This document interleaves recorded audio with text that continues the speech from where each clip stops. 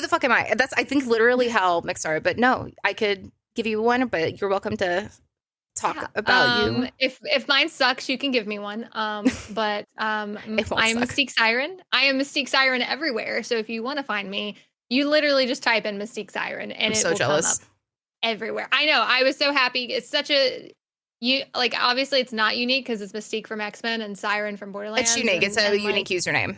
It's unique, like, when you combine the two. So I was able to get it. I'm literally, like, anytime there's a new social media app, I'm just like, get it. Yeah. So yeah, Mystique Siren, type it in anywhere. You can find me. I am a Borderlands nerd. I am just a zombie game nerd, just action adventure game nerd. I know extremely too much about Borderlands stuff and Borderlands lore, as we have been we're going to be talking about and everything. And yeah, I don't like talking about myself. It's hard. The thing I struggle most with is I used to do like these like before, like, hey, welcome to, and I'm like, I hate this every time I suddenly want to claw my voice out, because it's hard to be like, this is who I am and what we're doing this week. I'm like, no, it's people talking. It's bros talking. Like, I've gone through all these things with Next Makers talking about like our elevator pitch, and like I'm so bad at it because I feel like so cringy talking about myself. But yeah, I mean, I mainly stream on Twitch. I would love to do TikTok, but they keep upping that follower thing threshold to be able to stream to threshold to stream on TikTok. Yeah. I'm like, I'm just giving up. But we stream on Twitch. I'm Mondays, Thursdays, Fridays, and Saturdays. But I am a fellow chronic illness person. I say covered in KT tape. I didn't even like yes. So sometimes my my lovely illness decides to tell me no. But I'm always very open with that. Like I'm always willing to talk about it and tell people like, hey, this is what's happening. I can't stream. My body hates me. No, literally. You're welcome. I'm literally on the page before The Power of the Sirens. I was outside letting my hair dry and I was reading it. I do like that. Like, it's like his copy. Yeah. And like he wrote in it's like it's fictionalized still. Yeah. Yes. Yeah. I thought that was really cool. So as far as I can see, it's essentially taking everything that we've already knew about from Borderlands and then just putting it in essentially a documentary book. See, so this book suffers. I've not read it all yet. I've looked through every page and I've skimmed every page, but I've not read it all. So I'm trying to withhold some judgment on stuff. Right. And I do enjoy a lot of the tone and the notes and things like that. It's like, oh, I get why it's like small now because I can turn it and keep looking at everything. And I do really enjoy a lot of that. And the personality is very Borderlands. My girlfriend said it perfectly the other day that anything stated in the games is really clear about what it's saying. And then anything outside of that, it's like, someone read a Wikipedia article a little bit and is like, I'm going to summarize it now. And so going through, there's so many contradictions already. And I'm like, is this because someone wrote this and it's an interview so you can get away with this? And then, or is this to set up a retcon? But like, even like the twins' ages, they have all over the place in this book. They're like, they're 26. Oh, yeah. They're 27. Okay. No, then Leda died in childbirth, but Tyrene killed her mom when they were older, but then, which is explicitly in the game and not really in here. But then it's also like, she died shortly after birth, and then poor Typhon had to raise them on their own, and then they broke the ship and stole it, and they've been building the cult for 7 years, but they've only been on Pandora doing this for 6 months. No, it's been 2 years. Like, it's so many different things in different sections, and New Haven isn't mentioned once, and I don't know how. And so I'm looking at it, I'm like, I feel like it's either like New Tales also isn't in there. I could make a lot of reasons for it, but with it being delayed, I'm surprised that's not what they're adding. Tina also has a surprisingly small amount. It's clearly setting up Nereid, and it's setting up the 7th Siren, and I'm a firm believer of Borderlands 4 and Elpis and the search for Spock we're going to have for Lilith is wherever this laser is going or the phase gun is sending things is where Elpis is and where Lilith is. Yeah. And that's the actual Radiant homeworld is where this is going to be going. And I think they're clearly trying to set up a lot of that by clearing out some of the Siren lore, but they're also not expanding on anything. And I expected, I think, to learn a little bit more. Instead, it felt like an oversimplified version. And when I have so many arguments with people about stuff they're just missing in canon, I get really like, but are we retconning this or are we not? Like, is this a intentional thing, or is the fact that this is now fictional retelling saving that a little bit. And I don't know how to feel about it, because get something straight about it. Like, why isn't right? I don't know. I'm wondering, when you said like the ages and like the twins and all that stuff, like, is he getting, because he's interviewing people, it seems like, right? Yeah. Like he's getting this information. So is he just throwing all this information in here, being like, well, I talked to this person said this, and this person said that. And so he's like getting all these different opinions and stories. One thing I did really like is when it was going through the events with the Nereid. Yeah. Like the slabs. It was actually essentially simplifying it. Yeah. Of what she said. So a lot of people don't understand like what Nereid was actually talking about. And then he was like, all the Iridians died because of Nereid. And then, you know, you don't really get it until it's kind of simplified by, a lot of people may not get it until it's simplified by him. Which was kind of cool. So like I do plan on like reading it like front to back. I know. I'm really curious, because I was like, are they going to put in a steel power, or are they going to like really do any of that? Because we're getting so much of like the podcast and the interactive series and so many things coming up that they're really trying to focus on the fact that, hey, we have story in these games. Let's explore more of this world we haven't seen yet.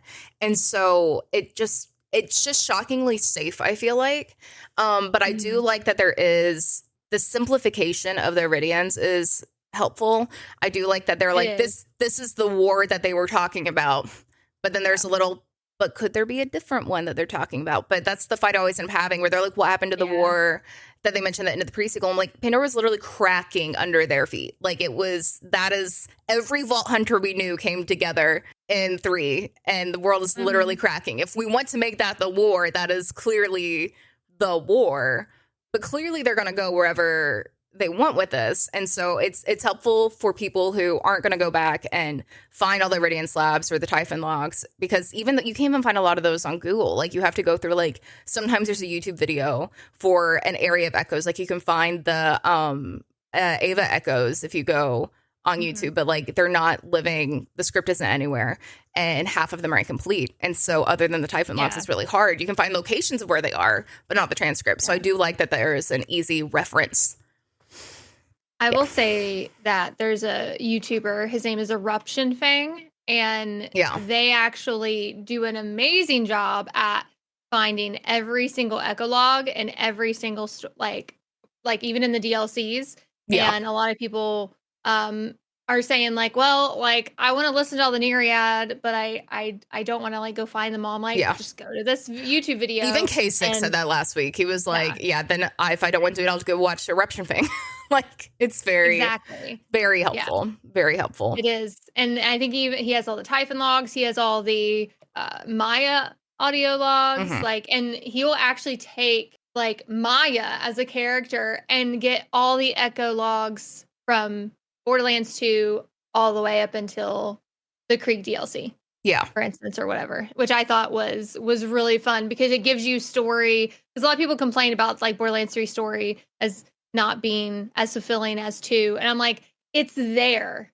It's there. It's there. It's just in echo logs. And I'm like, and I know a lot of people are just like, but I don't want to go find this. But that's how Borderlands always is. I think Borderlands 1 was heavy in that.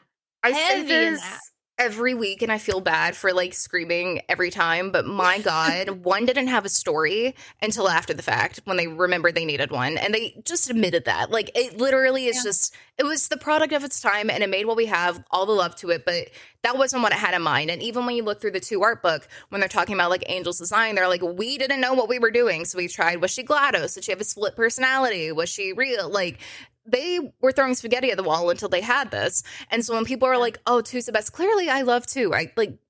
That's not a questionable brand point about me. However, it's not a good story. It's a very simple story. And that's why it works for that type of game. And all the depth in it that I end up arguing, people are like, it's hard to see past it, because it's not just directly like stated in a specific way.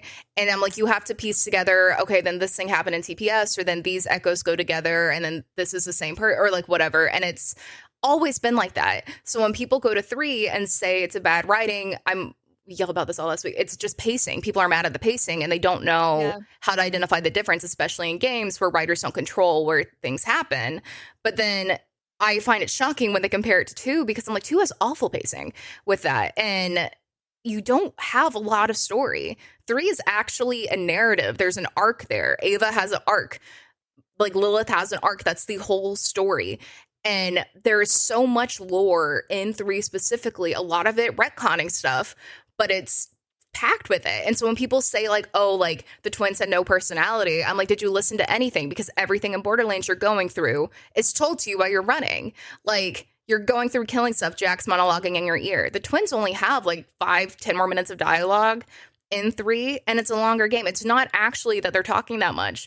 It's that you're not listening to the actual content or the conversation. And then people act like then there's no characterization. And I'm like, I'm shocked because these aren't the games that like you are sit here and forced to like watch to like experience. This isn't unique to 3. And so I don't know where that disconnect really is for people, other than the fact maybe with the Sirens throwing in a bunch of new information, people are just gonna they don't want to undo the knowledge in their head about what they have about it. And so if they don't care about lore, they're not going to go find it, which is valid, but doesn't mean it doesn't exist.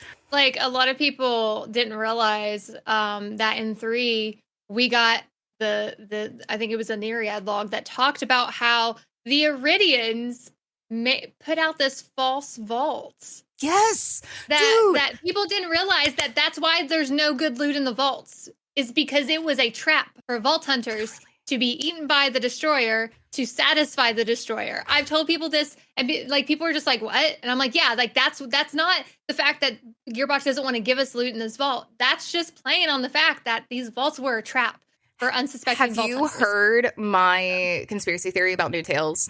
I think the vault in New Tales is a fake vault Reese made for Atlas to pretend to find to keep staying on top, is the long and short of it. I think the fact that they had Iridian like writing everywhere that suddenly they can translate, but that's a different thing, that all feels like stuff you would put in Google Translate and just kind of throw up there because no one's going to know what it means because no one can read Iridian, and them having to be small businesses, it either cheapens your Siren lore or it is fake.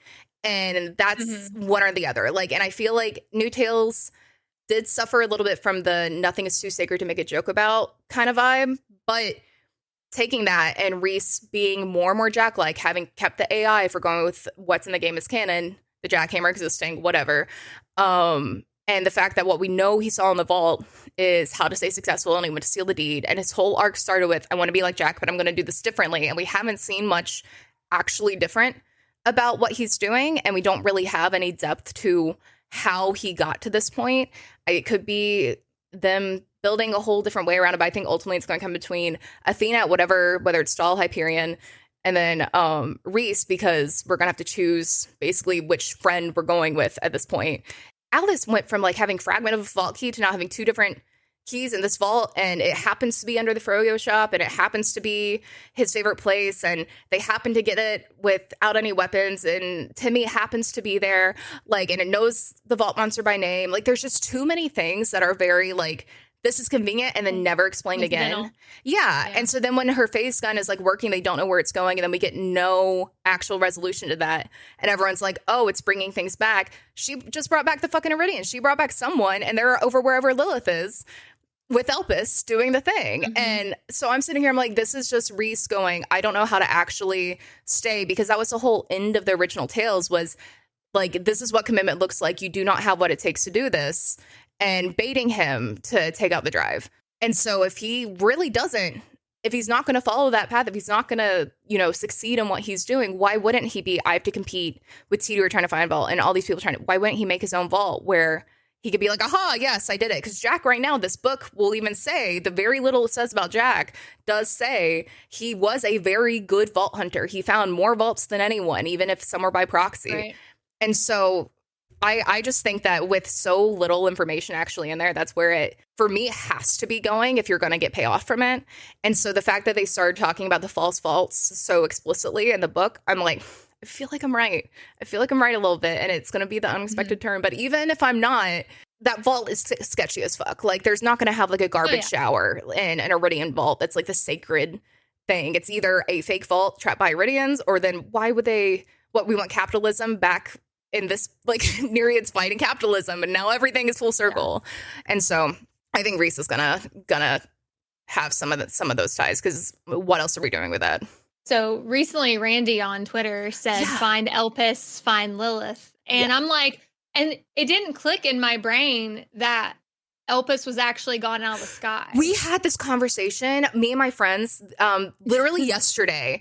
And like, since Randy has tweeted that, multiple people have been like, did you realize Elpis was gone? And it wasn't just like Firehawk symbol over Elpis or whatever. Like, no one caught it. And now he's just saying it like fact. And I'm like, again, is this one of those things where retcon or what we're doing? But either way, that is now the explicit canon. Because Randy has been active on Twitter lately. And he wasn't before. And he's been very much like, hey, this interview came out, and if you look closely, you'll find some info in there. And then no one ever follows up on it. It's always shit like that. And so I really think that was missed by almost everyone, because it wasn't clear. Yeah, because you look up and you see this round thing in the sky, and you just, like, nobody looked past it to see that Elpis wasn't technically there, or that it may look like it's there, but she phased it to somewhere else. So we could be seeing almost like a window into Elpis with her symbol, right? And so, like, I had this theory before any of this like came out, that when Lilith did all that she essentially phased herself, phased Elpis, and that she actually got trapped into the vault. That'd be good. Right. So the thing is, vaults are interdimensional. Yeah. They are outside of our universe. Yeah. They don't exist in the universe, right? There can never be a seventh siren. That's when all hell will break loose, all war will break loose, That's why they always say, don't find the seventh siren, whatever. So my thought process was, Lilith got trapped inside a vault, an interdimensional vault, or someplace that is outside of the known universe of Pandora's universe. Since it's outside the known universe of where all the sirens are, she's no longer known as a siren. The universe is going to retcon that. They're going to fix it. The universe is like, oh shit, we need to, we need to fix this, and it's going to make 6 sirens. It's going to, do that. And this is just all theory, and then we're going to go find Lilith, who will now be the 7th siren. Oh, that's really cool. I just got goosebumps of that. I like that. Right? I like that. I said that on the Bordercast once, and Mitsu and Tess just was like just confused look, and they were like, that's cool. That would be so cool if that happened. And because after reading through all the Nereid writings, it talked about interdimensional, like it's outside of its own universe, the vaults are. And so if she's been outside of the known universe for too long, the universe is no longer going to detect her as a siren. Now, the only problem with that would be the whole Nereid. She goes into the vault, right? And she sits there and dies, and her powers are trapped inside of that. And then, of course, Typhon opens the vault with his new thing. And then that's how Tyrene and Troy got the powers. Yeah. It's because the power was stuck in the vault, and it sought out the closest essential siren, siren. So I don't know. So it could be a thing. It still could be something similar to that. Whereas she's not inside the vault, but she's in her own dimension. She's created her own dimension around Elpis and taken it somewhere so that it doesn't destroy Pandora. It's WandaVision, but it's Borderlands 4. Just 100%. She has her own shit going on. Yeah. No, I love that, because I think we're so deep into the Borderlands timeline right now that we have to be looking at, like, the fact that Marcus is an unreliable narrator. Like, if he is the one telling stories, like, they at any point could be like, actually, this is, what happened, and like throw it. But especially since we have Fiona at the end of New Tales, and with, Dead or Alive coming out, the book, and the potential, if that's actually what's supposed to be there, that it's a prequel to the sequel game of that, we're expanding beyond the point of what we know with these characters. And they're all still in this universe. And I feel like at some point you have to have the development of someone to go against the main character, against the playable character, because otherwise we followed so much of the same formula. And that was a lot of my comment about the initial pitch for New Tales, because I was so excited, but I was like, it's just, okay, well, who's the next corporation that we're going for at that point? And so the way to break that up has to be going with people we know and having those more moral conversations that Borderlands has a lot, but are past the surface level, so we don't spend a lot of time with it. Because for me, Borderlands is always like, yes, we have, you know, this capitalistic story, but it's always found family at so much of the root of it. I say all the time that Tyrene's first line that we hear is her thanking the bandits for welcoming her into their family. Ultimately, yeah, they want to be bad. They take delight in doing that, and this is what they're owed. This is their birthright. This is theirs. It will be them at the end of this together. But it's that family. It's that connection. That's what they are. And Jack was so much like that. And, you know, a different, clearly, way to look at it, because it's the inverse of Tyrene and Typhon. But both Tales games were so much about that. This group of people that should have been on Craigslist ad all come together and suddenly bond. And that's always what I say about the Vault Hunters and TPS at that point, where it is very much just this group of people that shouldn't be interacting that end up working. I think there's no real way to look at any of the significant plot points we have with Roland, with Brick, New Haven, Lilith, and not feel like there has to be a betrayal coming at some point. Like, it just doesn't feel possible. And I would love it to be a even unintentional Lilith risk of that sacrifice you have to make at that point. Because if you find the seventh, everything is bad. This is going to destroy everything. That could be a way to actually finally, you know, end Lilith's story, if that is where we go. And I think it's way more powerful to have that. It's the argument I have about Maya, that no one else they could have killed off in that position to have that impact. Like, she wasn't significant enough to the direct story to matter if you killed her off, but she was for the powers to transfer and to let everyone else's story continue. And we had such an emotional connection to her that it was going to feel like it mattered. And when you kill someone who's an existing part of the narrative, if they killed Salvador there, no one would have given a fuck, right? Like, it would have been like, why? That's so pointless. If you killed Gage, no one would, like, even if you love her, it doesn't have that same impact on the characters and the players. And because so she's a siren. Because she's a siren, she matters more than most, her worth is more. And that's so many things. Yeah. And so I feel like it has to be emotional at that point. Yeah.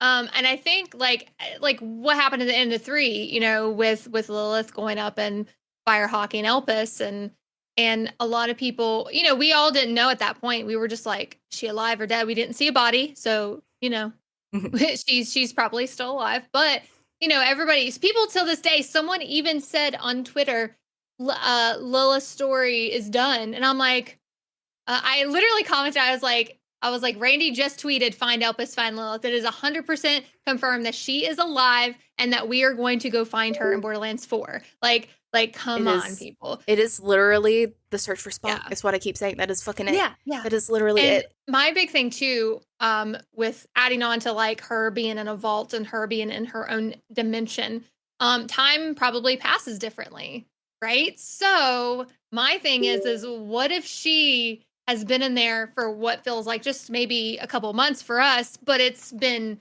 years upon years upon years upon years of her in isolation, and she's gone mad. I love that.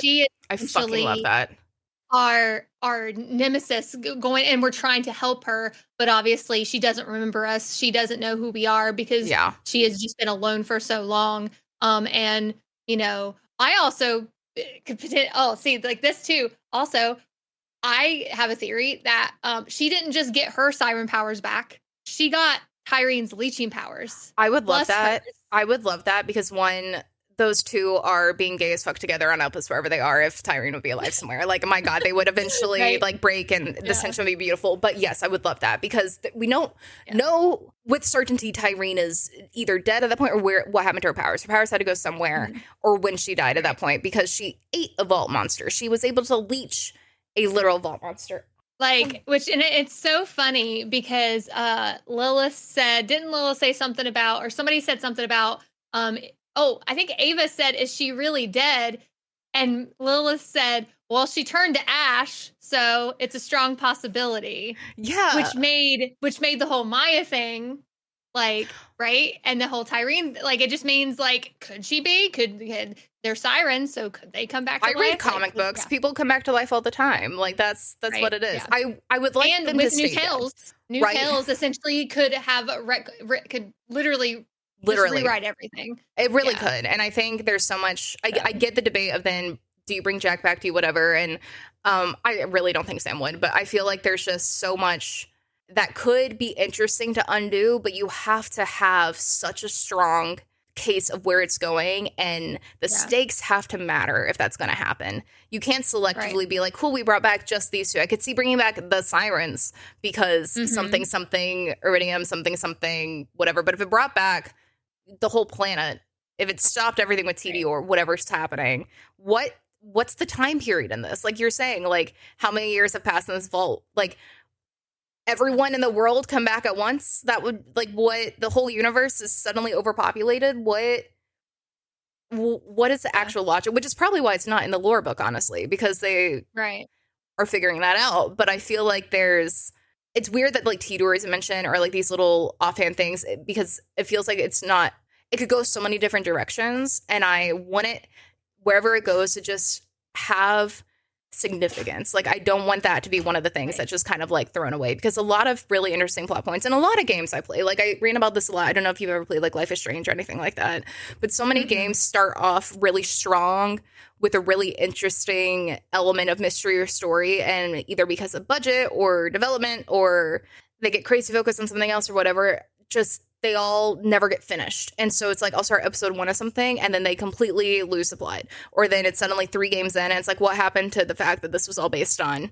this one thing that was never resolved? And I really love narratives in games. I love, I love a good walking sim that's really powerful. I love, fast-paced games. I love PvPs. But even like, I'll find the little pieces of lore that matter in those where I go. Like, that's why I love Overwatch, because so many of those little interactions will just like gut me unexpectedly in the middle of a game. And I'm suddenly sitting here thinking about the implications of if that were true or like whatever. It doesn't take a lot to do that when it's clearly defined. And I worry that making something so vague and not resolving it is going to give everything else less impact. Because then it's like, well, if we can just, it's like the Superman effect. If we can just undo stuff, then what's the point? There is no lesson learned. There is no consequence here, especially if we're not going to follow Anu and everyone else from that point. Is she the next Siren? Did the power go to her at that point? Is she now Lilith off somewhere? Yeah. Like, it's just, because I think we'll have a new playable Siren. I think it will be, I think even everyone else will be in the game. I think they'll be their characters, though, but I think we'll have a playable Siren. I like the theory you're going, where the universe is kind of trying to retcon itself, and then it just creates too many Sirens. So if everybody comes back to life, everyone's a Siren. Everyone's a Siren. No, like, if it brings back the Sirens for some odd reason, how cool would it be to find out Steel's power and to her to be playable? That would be super sick. I really want to find out her power. Yeah. I do too. Like, I don't know why nobody's ever just been like, you'll never see her again, but this was her power. Just tell us, because you're sitting on it for the 7th or something like that. Especially because they talk about the fact, like, her being killed and how she's like discharged in this book. With that, it's a very passive comment, but I'm like, you're giving us a little bit, like a bite-sized little bit of her, but we're still not talking about it. I think that'd be pretty sick. Sirens. I do. I would like to know what her power is. If they're never going to bring her back, or they're never going to introduce, like, I want to know. Maybe Maya got her power. Maybe. Well, no, I think Maya was, as a young age, she was a Siren. But like, what if Amara got her ability? Like, who knows? Who knows what her ability was? Do we even know how much time has passed from? It could have, it couldn't have been Tyrene, because Tyrene got hers from Nereid. Like, it's just. I know, that's the thing where I like go back, because they've gone back and also within the games retcon when Sirens get their powers, because we have Lilith saying she's had them since she was born and she got them when she was young. We have Angel on tape more recently getting them when she was young. And so it's like that timeline, what you look at, could that have been Steel's? Could it not? Like, no. not at all, but people will still sit there and be like, that's clearly the only power that wasn't like already somewhere. And I'm like, they're now that they've made the comics, like not canon because they have a new comic series coming out and stuff, but the like animal powers and stuff like that, like at what point do some of these powers just have to merge together? Like, are we going to see, because especially with the expanding skill trees with like Amara, while the skill trees aren't, you know, canon at that point, those powers are still how they're using them, specifically with the Sirens. And so it's like her special skill is canon at that point because it's her power. But then are different variations of that actually partial variations of a different Siren power? Or like, what are we looking at? Because there are too many ways to use these powers, which is why I am excited to see what Phase Lock could do with someone else, because we see how Maya uses it and it's great, but that could be used in a lot of different ways. And I think we're limiting ourselves by staying within just these characters. Inevitably, with getting a new playable Siren or whatever they do with that, there's just no way we're not going to expand that. And does that mean it's only 6 powers cycling at a time, and there are more in the back burner, or are these the only 6/7 in existence? We don't know. I don't think it's ever answered. Yeah. And a lot of people are like, oh, Ava's going to be the next playable character. I'm like, no, because the only time that a NPC has ever been a playable character is in like the pre-sequel, for instance, where technically they were playable characters, and yes, they were in this as NPCs, but this was technically the time before that they were NPCs. And a lot of people are like, well, Ava's going to be the next one. I'm like, no, because we've already had Maya with Phase Lock. Yeah. And technically, Amara had a Phase Lock. Yeah. Let's just say, I mean, she did. She had a Phase Lock and ties the bind and all that stuff, right? So she had a Phase Lock and had other stuff, which was nice. But Maya had Thought Lock that no one everyone sleeps on it. And I'm like, maybe that's Ava's thing. Maybe Ava's crazy and running around just doing her shit. And I love it. Like, it's Spider-Man little thing. Yes. But there we go. But I'm like, it would be cool to I get the whole make Ava like so swole people have to use or whatever. But like, people get mad at her being given sanctuary. If she's leading the search to find Lil and the leader of the Raiders, there's no way we're the playable character as her. There's no way. There are too many things. 100%. That is a mission provider role. Like, that is what that is. Right. And again, like, we had Roland turn NPC, like, all that. It just, like, they didn't know what they were doing. No one had connection. That wasn't a story yet. I don't think this far into it they would do it at all. Yeah. Ava could, I mean, if you remember, she made that bubble. Like, she made the Titan bubble around everybody. So, like, she's expanded on what Maya already could do. And Maya obviously had already expanded and taught Ava like what more she could do. Be able to phase lock the phase lock a whole planet thing, like the foreshadowing part. So one thing that's interesting to think about though is it has to go back to her being in the vault somewhere, or what's the limit of these powers? Because if they can phase talk to each other, and if you can talk to the Siren whose powers you got after the fact, why wouldn't anyone of these people be able to contact? Like, that means Maya and Ava are talking at that point, if that is... It could be if Maya taught Ava that. Yeah. The thing is I don't think Maya expected to die when she died because, in Krieg's Fantastic Fustercluck, right? Yeah. So there was that echo recording that made me bawl my eyes out. That pretty much was like, Ava's gonna be it. She's gonna be who I pass my power. Yeah. Like, she's good, whatever.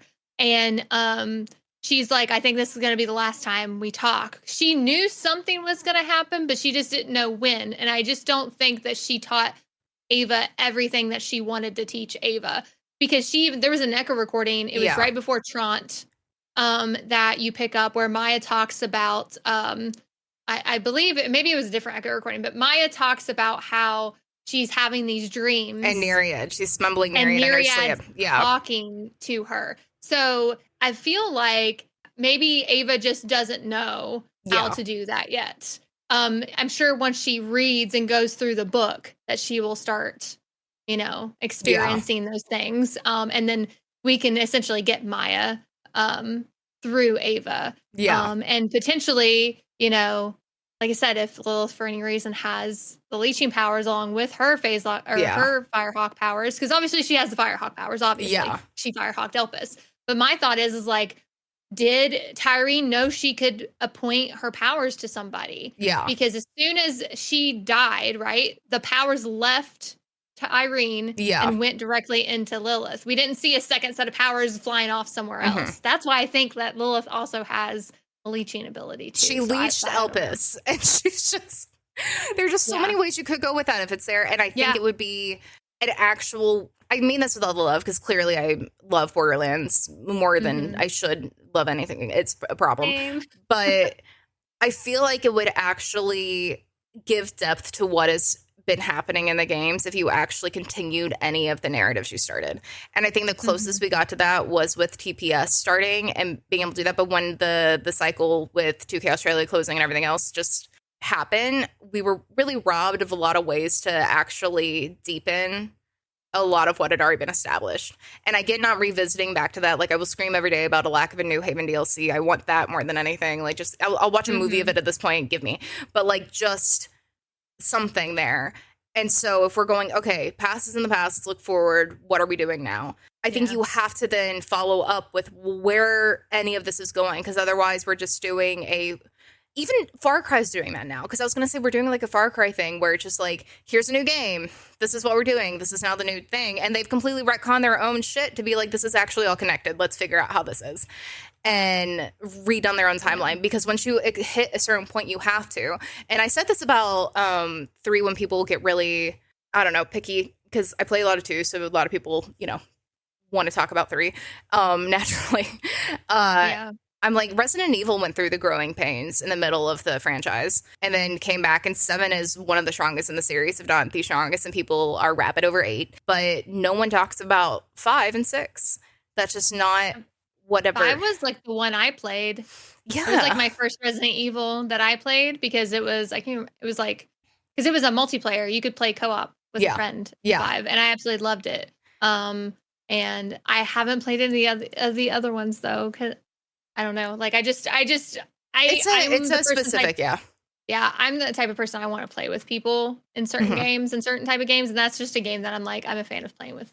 I totally get that. So. My big thing with it was that a lot of people just were like, it lost plot. But Resident Evil's always been convoluted. Borderlands has always been convoluted. And any series that goes on that long that isn't just standalone is going to need some kind of, you know, firm hand coming in at a point.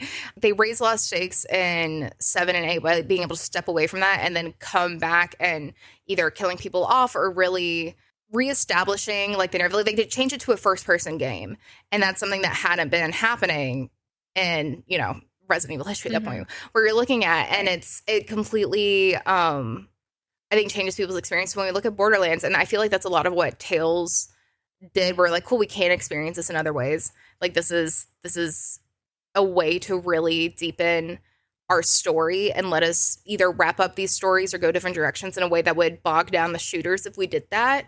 But if people aren't, you know, consuming those, but we're sitting here, like, I keep going back to this criticism on 3 that I think just would have been there regardless. Like, I don't think any game could have come out where people weren't going to be nostalgic about before. And I get that, you know, like, I understand the attachment to our favorite things, and the new things never as fun as someone who is very neurodivergent and gets very attached to things.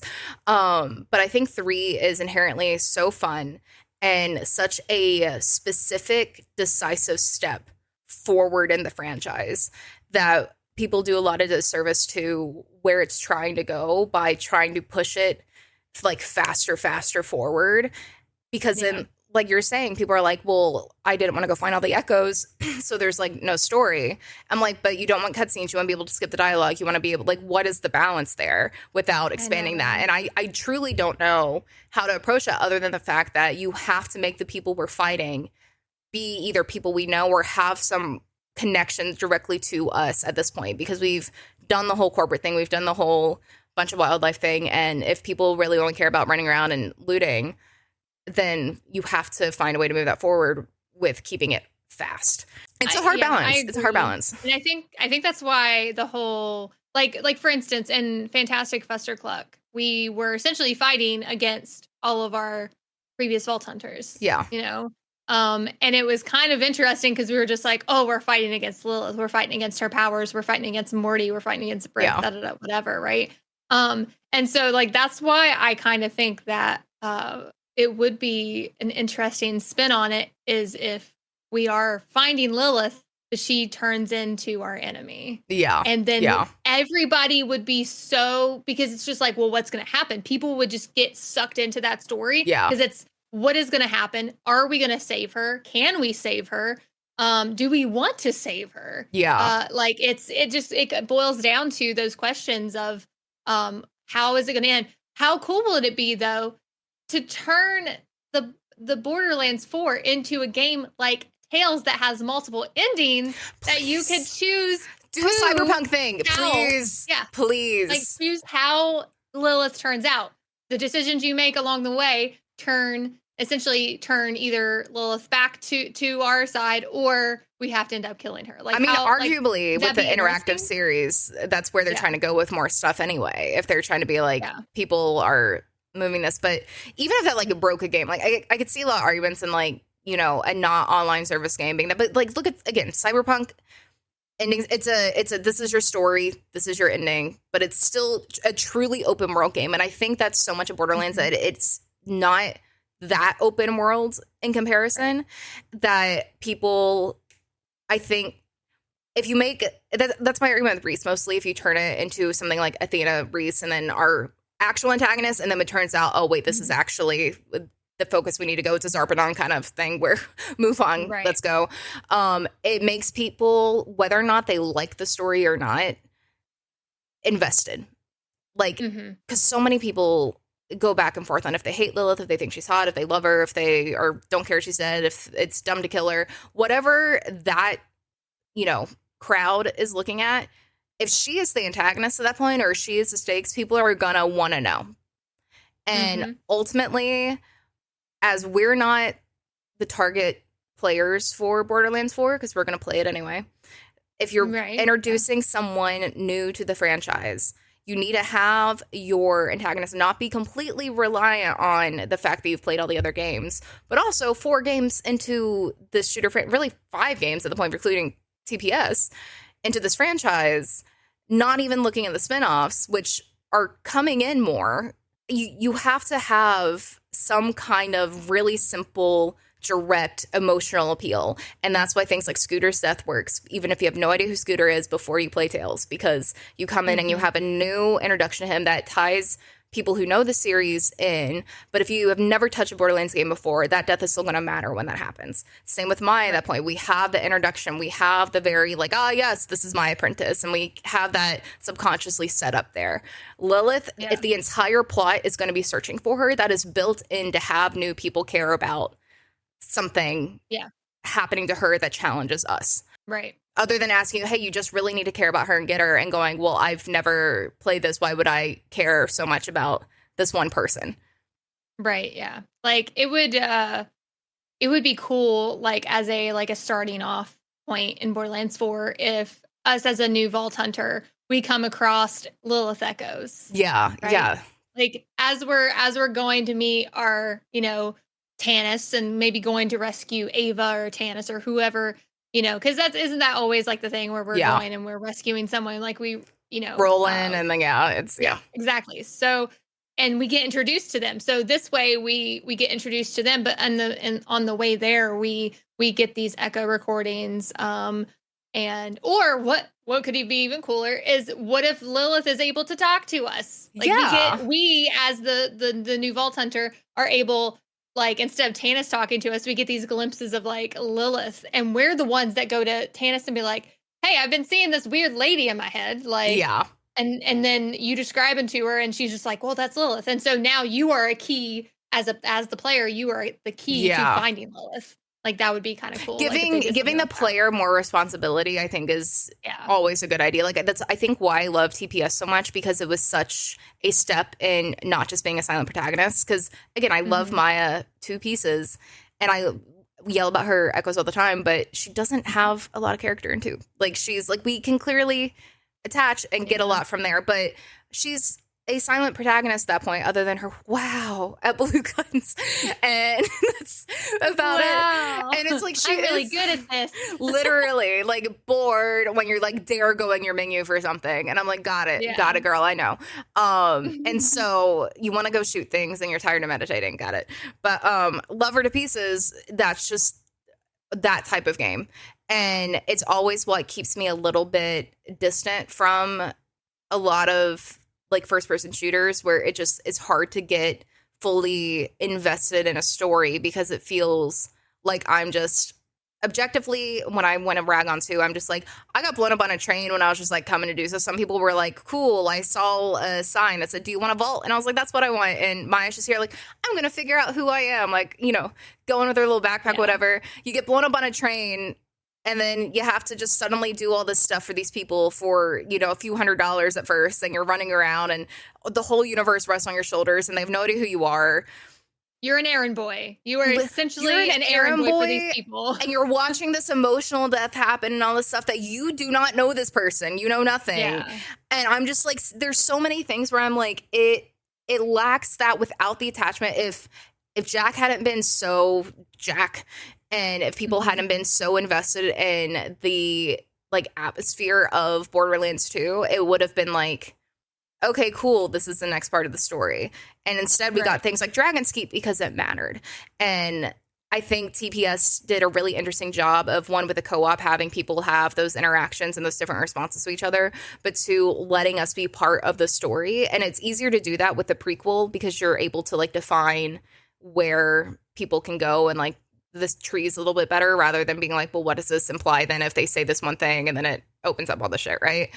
But 3 just still didn't really do a lot of that where I thought it would, where we have a few lines, which are nice, but I think 4 would be fantastic if we actually could have any type of, we don't even need dialogue choices at that point, but that'd be cool. But like if we just had any type of like, hey, by the way, I noticed this thing. Is that a problem? Because otherwise in 2, you're running around going like, found this echo. Not going to tell anyone about it. That doesn't seem important. Not going to tell him that Elena Pierce is dead as a doornail.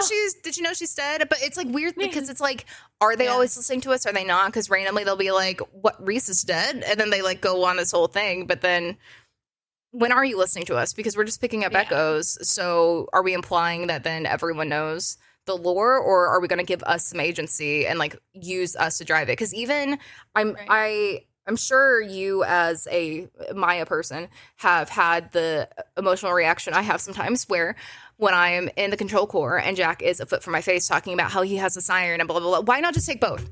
Why not? Why? And what logical point would you have to not just kill more people or take, like, you're telling me he doesn't have another fucking like thing?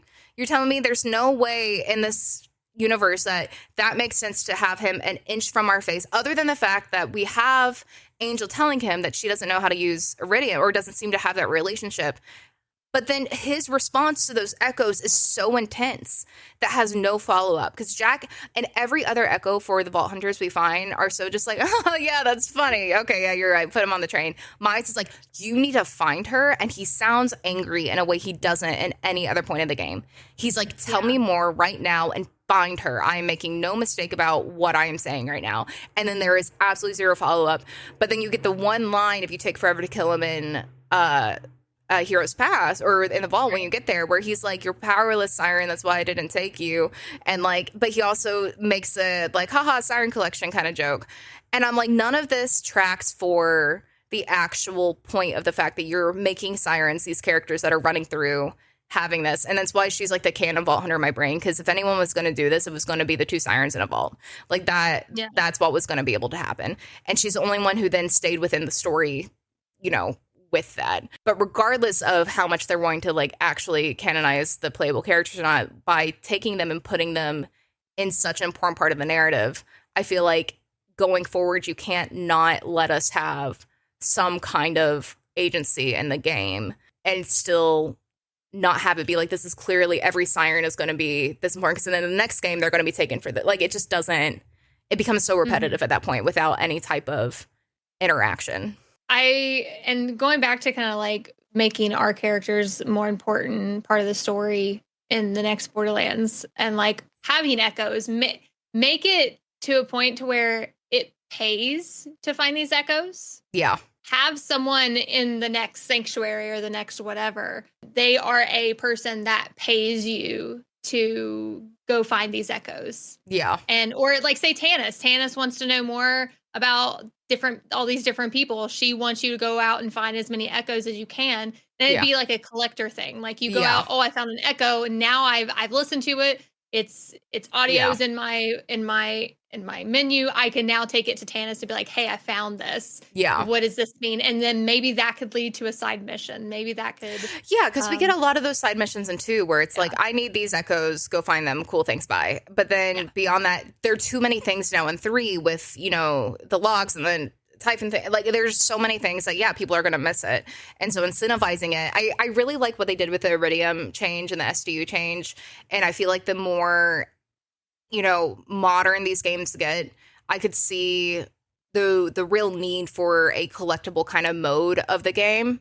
And so that would make sense, because even if it's like money's so abundant in Borderlands with so much loot and whatever, that's not necessarily driving force for some people. If it is a achievement, some people are achievement hunters. The fact that that's not a baseline achievement always shocks me, because I'm like, what do you mean you don't have to find all the echoes? That's kind of right. And of all the things to have complete this, that feels like a weird one to not incentivize. But I could see people getting mad at the sheer volume of them in comparison, but then have some kind of system where you can get little snippets, or you find an exchange, like how the headhunters did a little bit, or no, it wasn't even the headhunters, it was just the like Chromex DLC and the things like that, where they're the little teasers, like we're gonna get more that we don't, and it's very much like, oh, here's this letter, and I'm so sad none of that ended up going anywhere, but like those kind of things, if you go find these echoes and you can get those little pieces like that for every 10 you collect, every, map you finish finding them all or whatever it is, or if you jump through these hoops and you learn something more about that, or that's a piece of the puzzle to get to Lilith or whatever. Because if you make the Echo Collection part of the game, people are going to get mad because a lot of people just want to skip them. But I think having it something that allows that expansion would be the best incentive to actually give people the attention span to follow the story. Yeah, and I mean that, like, a lot of people, like I said, again, don't realize how much story Borderlands 3 has. It's so much story. It's just hidden in the echoes, and it's sad that it's hidden in the echoes. How do you feel about the twins? I know I ran about them all, but how do you feel about them? So for me, I always like at first, they're kind of annoying. Gearbox said, "Hey, there's these streamers." They're essentially like the streamers that you hate, right? Yeah. And they're very effective satire. They're very, very effective at portraying a streamer that we all hate. I don't have anyone in mind, but like you on Twitch. It's the and concept of it. Yeah, it's the concept of that kind of thing. Like you'll be browsing and watching someone, and you're just like, no. Yeah. And so they definitely hit that nail on the head. But for me, I actually wanted it to turn out a little bit differently with the twins. I wanted Troy. I knew you were going to say this. To be our final boss. Like I wanted Tyreen to be the one that we essentially, not that I would have been fine with having 2 battles with Troy. Yeah. Like, so we fight Troy and he just keeps sucking Tyreen dry, obviously, but he goes too far, kills her, and then escapes. Right? Yeah. Escapes, like does some crazy thing, obviously, and escapes. And of course, Ava gets somehow gets like some powers back. But I think it would, I don't know, like I was getting more and more, even though Troy was the one who killed Maya, I was getting more and more attached with Troy than I was Tyreen. Yeah. I thought he was just, I loved his little lines. But he was like, something about your Siren sister, and called her Martha. Yeah. Like I loved all of his lines, and then like the phase lock out of nowhere thing, like that one. He was growing on me, and I think that his lines and his story would have mattered more as essentially a kind of a male Siren. Yeah. Have him at the end of the story instead of Tyreen at the end of the story. I don't know, like that's just me. I just enjoyed him more than Tyreen. I wish that it would have been him at the end and not Tyreen. We still would have killed him, all that jazz, but I wasn't as big of a fan of her as I was him. It's a lot of people's opinion. So much so that my girlfriend, who is the biggest Tyreen stan on the planet, had played the game first because she had a computer that could run it at the point. Yeah. And literally as she finished, she was like, I also just had like a weird thing about playing it at first with Lilith's storyline. Because it was really similar to the movie I was producing right before COVID. And it just hit one of those emotional things. So I'm like, I need to mourn this for a second because, no one's going to have the direct comparison. But, like, this is what I've been building to for years. And now it's there. And it's from a franchise I love. And there's no way to divorce that, right? Like, that is whatever. And so I dragged my feet for a second. And Telepath was just like, you are not allowed to like Troy more than Tyreen. And I was like, okay, that's fine. because I had no concept of anything in this, right? And they were just very much like, I cannot go online in any section to look for anything ever without seeing people be like, it should have been Troy and Troy this and Troy whatever. And when I finally played it, I was like, I don't really get that. Like, Troy's chill. I love bullying him a little bit, but like, I really love sibling stories. I feel like we don't get a lot of them at all. And I feel like the majority of the time, I won't say the majority of people because I have no idea, but the majority of the time people come talk to me about, well, it should have been Troy, whatever. They're very much in the camp of, well, Ty clearly didn't love Troy and he should have betrayed her or whatever. I'm like, well, he does betray her at that point. Like, he goes behind her back with Aurelia and makes a deal anyway. And two, they clearly love each other, but you can't ignore the fact that their entire lives has been, Tyreen has never been whole because she's always giving anything for Troy. Like, it's Troy's been chronically ill and she's been taking care of him and has to make those decisions. But Troy also wrote the show. He's the one who created the concept of these gods and is the brain behind this and positioned Tyreen in the way she is. Like, he made her god queen.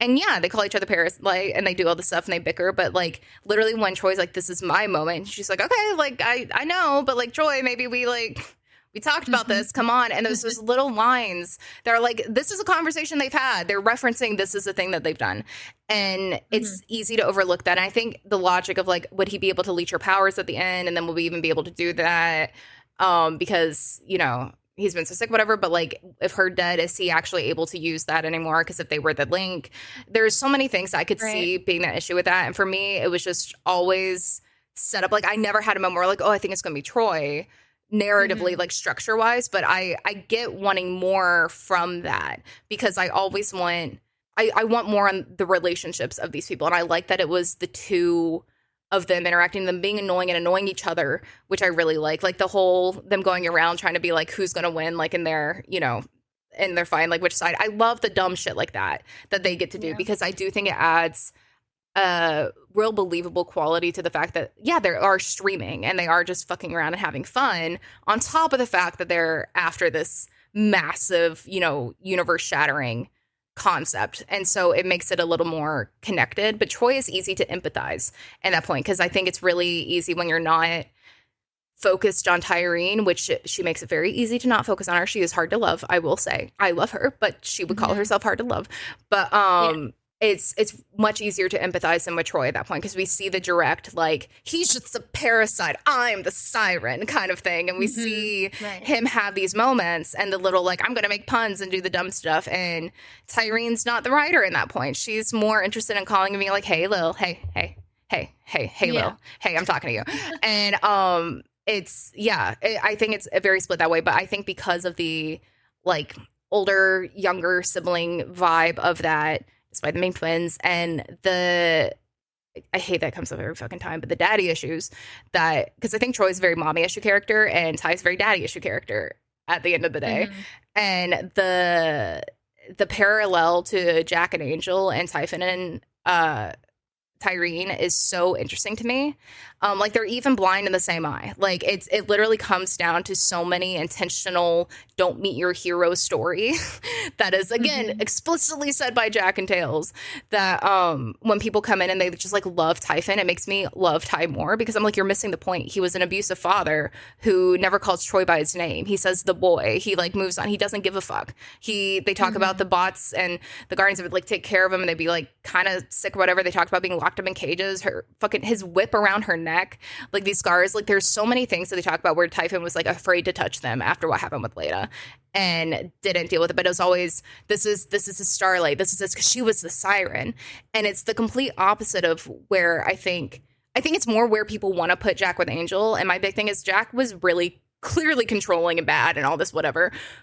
But he loved Angel. Like his cycle of abuse manifests in a very different way where I feel like it's so hard to apply to bad people where to have that empathy for them not just being wholly bad because that's not interesting as a narrative. Like no character is ever going to just be, I'm doing this because I don't. Like the more interesting choices to have them care.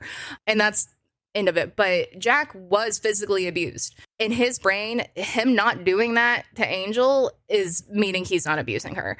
And I think we have so many of those themes and little passing moments with every character that it's the same when we look at the opposite Typhon, where Typhon was like, you are on this pedestal, this is everything, but you can't do anything, you can never leave here. And also that physical aspect of it. Well, then Jack, I think, would be horrified. He would be fucking horrified if that was something that he was compared to.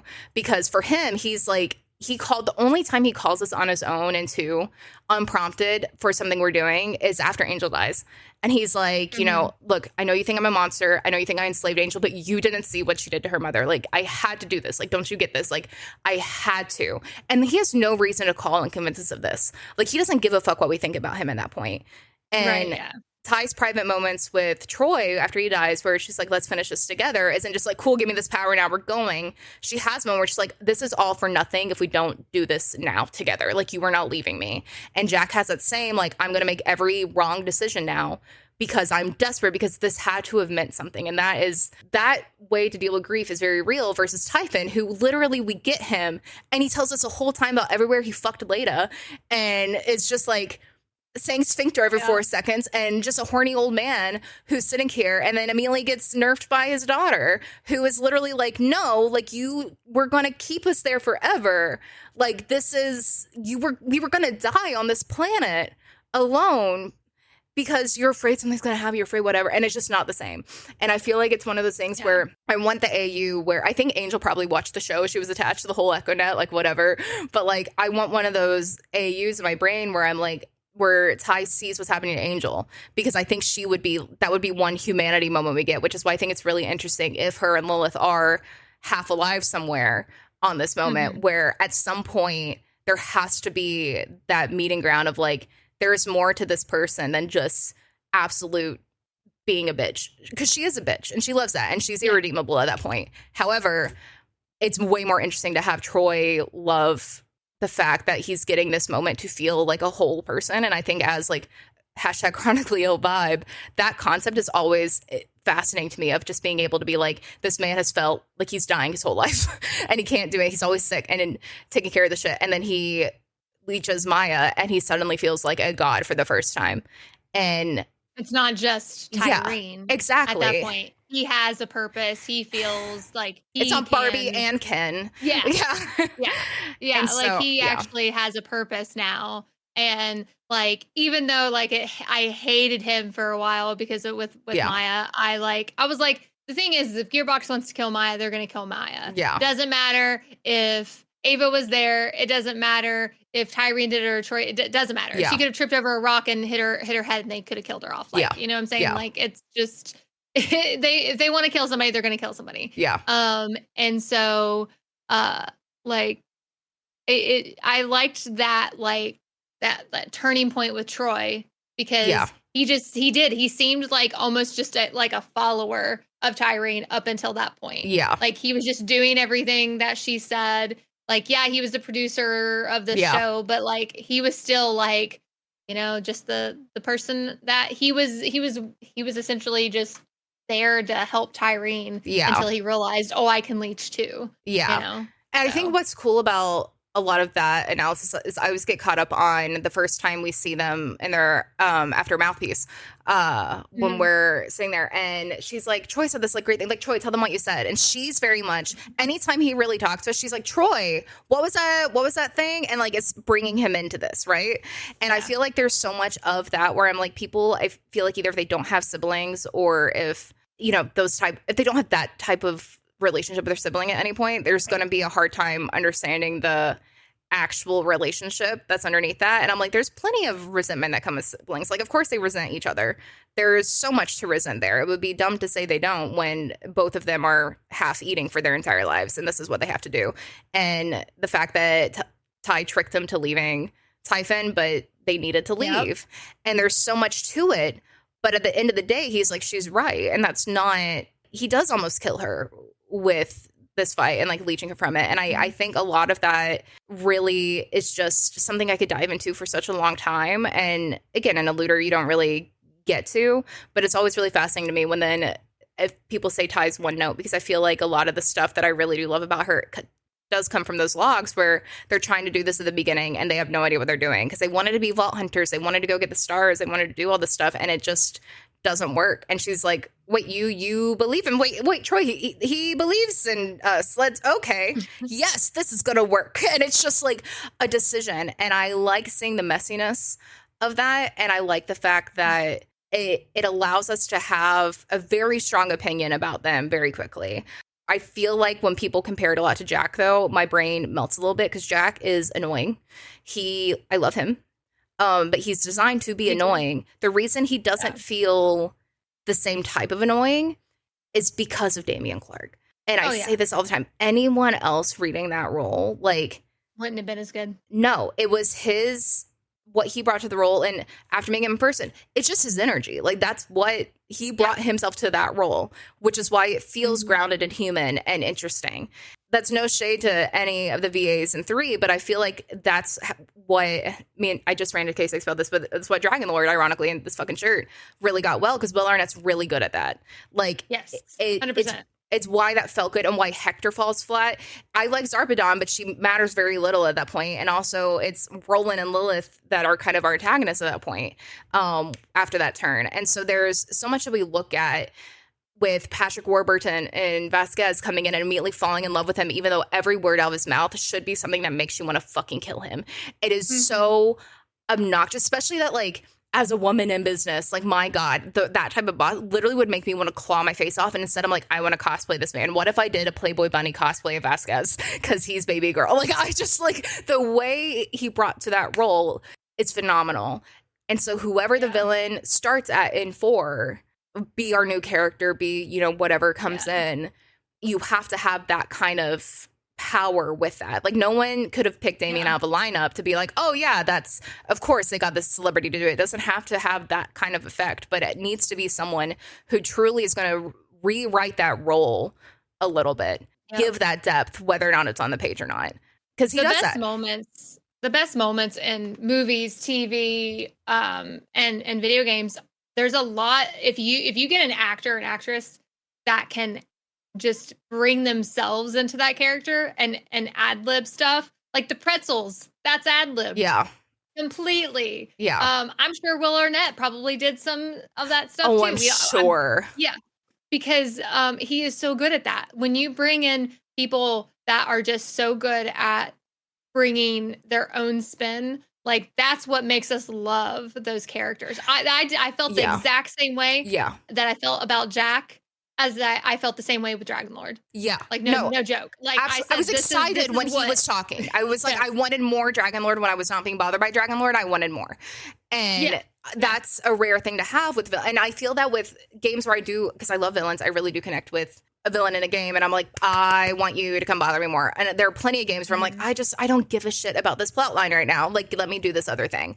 And I feel like Ray Chase did a fantastic job, but I feel like that's a lot of the bringing your own thing to the role versus having to come in and fill in for an existing character that makes it feel a little static, because I feel like Reese just feels slightly wrong to me, and whether that's in the characterization or the actual art change or whatever, he felt I could not connect with him the first time playing through. And I still sit here and get mad at him, but now it's in a mad from like you went through all this and this is where you're at way, more than just like this is wrong way. But I will say Troy Baker is one of those people who the way he brought Reese alive in Tales is why it was such an electric game. Why hit the chemistry he had with Damien and the chemistry he had with Laura Bailey, both absolutely was the whole heart and soul of the game. And I argue that with Last of Us. I argue that with pretty much anything he's in at that point. Booker DeWitt, like everything he touches, Far Cry, he brings so much of himself to a role in such a specific way that but then you look at people like, if you watch the adaptation of Last of Us at all, but like you bring in like Pedro, who does bring his own character to the role and knocks out of the park while still feeling authentic with that. Finding that is hard. Finding that kind of like, this is a new take on the same character, making it still feel like that character, really hard. Troy Baker bringing Reese that is why, it's just why we were able to get so much out of what Tales established without people even really considering it one of the main games.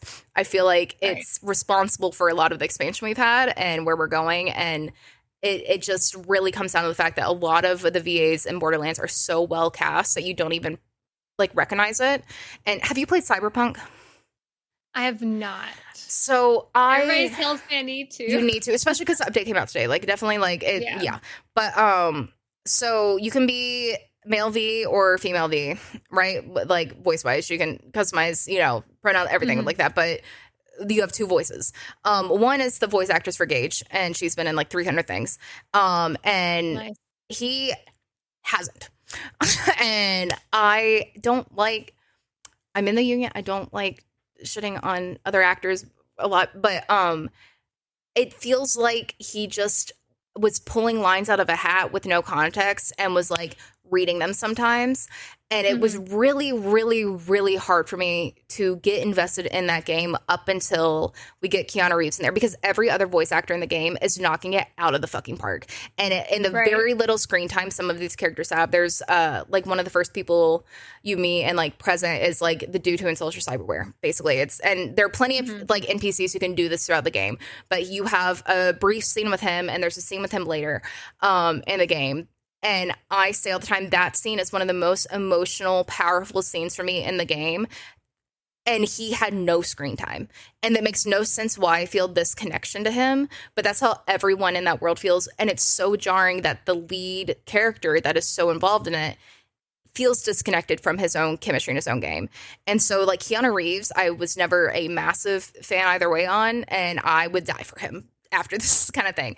And Johnny Silverhand has that Jack effect, has that Dragon Lord effect and things where it's just like this type of character who is, on paper annoying, but has this charm that is irresistible. And it's way more interesting with the female version of V because that chemistry just adds so much. So I'm crying at that point in parts of the story. And instead I have male V where I'm going like, okay, he didn't. Okay, that's not what that's fine. That's not what I said, but it's fine. And it's just goes to show how much I think casting really does matter for a lot of things. Yeah. And love the twins. I really think that they did a solid job for how they were presented, but I don't think they were the focus. And I think how I say Jack and Roland were always a story. Like it was about Jack and Roland. It wasn't about Lilith and Jack. It was Jack and Roland. I feel like it was Lilith and Ty, and both of their arcs mirrored each other in a very, very interesting way, but we don't give it the attention it deserves, I feel like, because there is so much going on in 3. Like 3 feels too bloated with trying to get everything in it possible to let you forget the fact that Jack isn't there. That I feel like it takes away a lot of the powerful moments that they could have had with that. That's my current soapbox. So like going back to the, like, you have to cast the perfect, even if it's just your voice actor that you're playing. For example, Outriders. I don't know if you played Outriders, but the female voice actress, it was like Cyberpunk. Really? Like, really? It was so bad because the female, like, she had just a character. She had character. Like when she said things, they were said with, like enthusiasm or sarcasm or whatever. Yeah. The male, I was, what was it? I was, because I started it and I was playing the female, obviously, because like I grew up not being able to play female characters in games. Nope. Yep. So I will play a female character every single game. I won't make male characters because I had to deal with that growing up. I don't want male characters. So, but I was watching Jesse, my boyfriend, play, and I was watching the exact same cutscenes for the male. And I'm like, I looked at Jesse and I was just like, the male, like, if they did mocap too, maybe, like, just did not do anything for me. Like, it made me love the story so much more, and just the scenes and stuff so much more with the female character than it did with the male character. I was like, I was bored watching the male character. No, there's a no spoiler. There's a death early on that's supposed to matter in Cyberpunk, and I first saw the scene because Telepath, my girlfriend, had played it before. You know, I had at that point, and they played female V, and I was like, I'll do corporate, I'll do male V. Like, let's just go, let's get it, because I knew I wanted to romance Pan Am, and like whatever. I was like, this is what I'm doing. I'm taking one for the team for Pan Am. Let's go. And so we're playing the game, and they're next to me when this scene happens, and I am like just kind of laughing at the scene, and they're just like, I cannot even explain, because I had said that I felt like he was just really stilted. There just like wasn't much going on, because she's always going on about how much she loves V as a character, and I'm like, does V have a character? Like, I don't. This isn't. Is there stuff here? Because this feels really disjointed. And so when she was watching the scene, Mel didn't have emotion. Yeah, no, well, he did not have emotion. It's not even the lack of emotion. It literally feels like how they talk about how they keep Marvel scripts such a secret, where I feel like so much of it was blacked out, where he just like has these lines. So it would be things where he's going like, yeah, you're gonna be okay. What were you thinking in there? That was insane. Wait, are you dying though? But okay, where are we going? Like, it's just like there's no through thought connection, and it feels forced every time. And there are a few moments in the end of the game where he does have a more grounded moment, but all of his scenes where I felt like I forgot that I was listening to him and he just kind of blended into the game were the storylines that were interesting but weren't about the main storyline. And so anytime he had to interact with people who mattered, I was just like, he's being so outacted in every single one of these moments. And I feel like he's either, this was like the demo voice and they never went back and recorded, or something, because there's no interaction to how people are characterizing themselves. And then even within a own scene, his reaction and emotional range changes so drastically for no reason. And I'm like, he just sounds annoyed by everything, rather than female V sounding very like, okay, I get it about everything. And it's just not as interesting. And so I was recently at her place, and she was starting a new playthrough, trying to grind for the platinum before the update came out. And she was like, if you want to watch the scene with female V, it's about to happen. So I come in and I sit down, and I literally just left the room. I was like, this is infuriating, because my friends who play this game are like, I was bawling my eyes out. I can't touch the game again. This has been so significant to me. I was literally laughing through the scene, and Telepath was like, yeah, I watched the scene with you. That had been my first interaction with this. I would have been like, what? Okay, cool. I'm supposed to care about this. Like, and moving on. Like, it added nothing. Yeah. It's so infuriating. But then, great actors. The male character. Yeah. Right, yeah. Which is why I get silent protagonists are helpful at that point, because then you don't have that issue. But that getting ruined, that ruining the story for you. Yeah, that's like, I've been playing Starfield, and Starfield is a silent protagonist. Like, I mean, you get to choose what you're saying, right? But like, there's you don't hear the lines. Yeah, you don't hear the lines, and it's not so. Like, whenever I'm getting talked to, I'll read the line. Yeah. And if it's a sarcastic line, I'll read it myself in a sarcastic tone, and then I'll choose it. So like, and then they respond to that. So like, I kind of do it that way. So it's more fun. But yeah, it is one of those things of like, a silent protagonist can be better in some games. Yeah. So. Yeah, I feel like it works in like Far Cry some, but I've never gone into a Bethesda game, honestly. I haven't tried Starfield yet, but I've nenever touched Skyrim yet. I own it on multiple platforms. Yeah. I've never played Fallout. I always wanted to, and I like grew up on PlayStation, and it just like wasn't the type of like thing. And then, and so I got really into horror games for a while. And so I just missed anything that felt like a dude branded thing or online gaming, because I had roommates, I was moving around a lot, or, it was out so long, it was intimidating to get into. Borderlands being an offline game was helpful for that, for me to be like, there's no stakes in getting involved here. It's just something I want to do and knew it was interesting for me at that point. Everything else is just intimidating. That might be why you would like Starfield. That might be probably, why you would like Starfield, because it's an offline game. You do not have to be connected online. It is a single player game. Like it is. Yeah. It has been wonderful. I have 73.5 hours of playtime, and I've done 7 main missions, and that is it. Insane. Like, I love online games now, but I grew up with a PS2, so there was no option for any of this. And so I loved all these like solo narratives, and it's hard for me now, the inverse of you, where I'm like, I have to actively be like, I'm going to play a game with someone right now. I can do the PvP thing where it's just like, next, like GG go next. But when I'm like actively sitting, like, let's co-op, it is a decision. And it is, knowing that, because otherwise I get really stubborn the way I play, or I want to sit here and like explore certain things. Like it just hasn't ever been how I learned to play games. And so I enjoy it a lot now, but I think I missed out on a lot of those more like Halo and things like that. Like I love the Halo soundtracks, but I didn't have an Xbox, and I was like, well, what am I going to do about it? Like, the years later go back in Halo and be like, hey guys, I'm playing Halo. Like it just wasn't. I've been already questioning and being about like tattoos in a bar. Like I don't need them to also be like, oh, so how long have you been playing Halo for? Like they do that now with sports and Borderlands. I don't need that for the rest. Oh my gosh, yeah. Like did you need a build? Do you need help? Do you want some modded guns? And I'm just like, dude, like I can train your game. I can help you get past this. It's fine. Oh my gosh. And I'm like, you do like, oh, okay. So I've been replaying. So I rebought Borderlands on Steam. I'd always played Borderlands 3 on Epic. Yeah. That's just where I got it on, because that was it was the first one. It was on Epic. Yeah.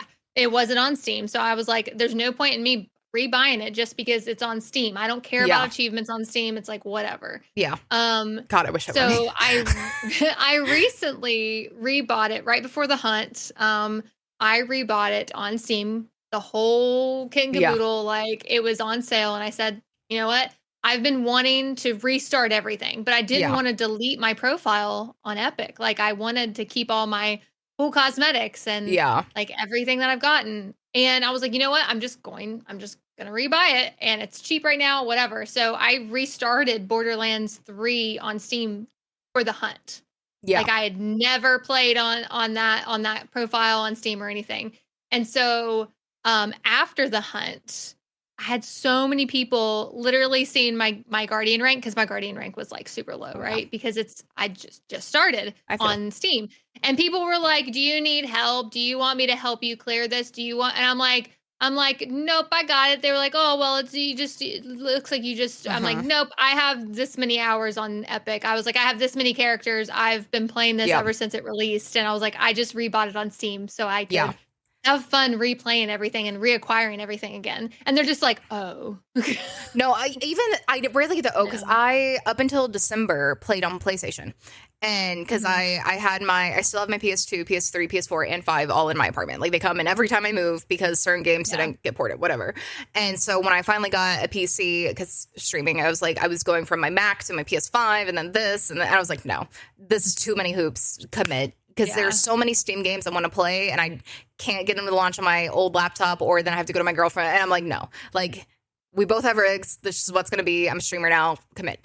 And so I got it, but then I knew I was dreading it because I'd played technically the Borderlands games on PC, but since my PCs were really old, and then I just had PlayStations, I was playing on PlayStation because none of my friends played online anyway. So why would I need the co-op? And then 3 was hard because I would have co-opted that with my girlfriend and people, but PlayStation didn't have it at that point. Right. And so it became one of those things where my laptop can't load it.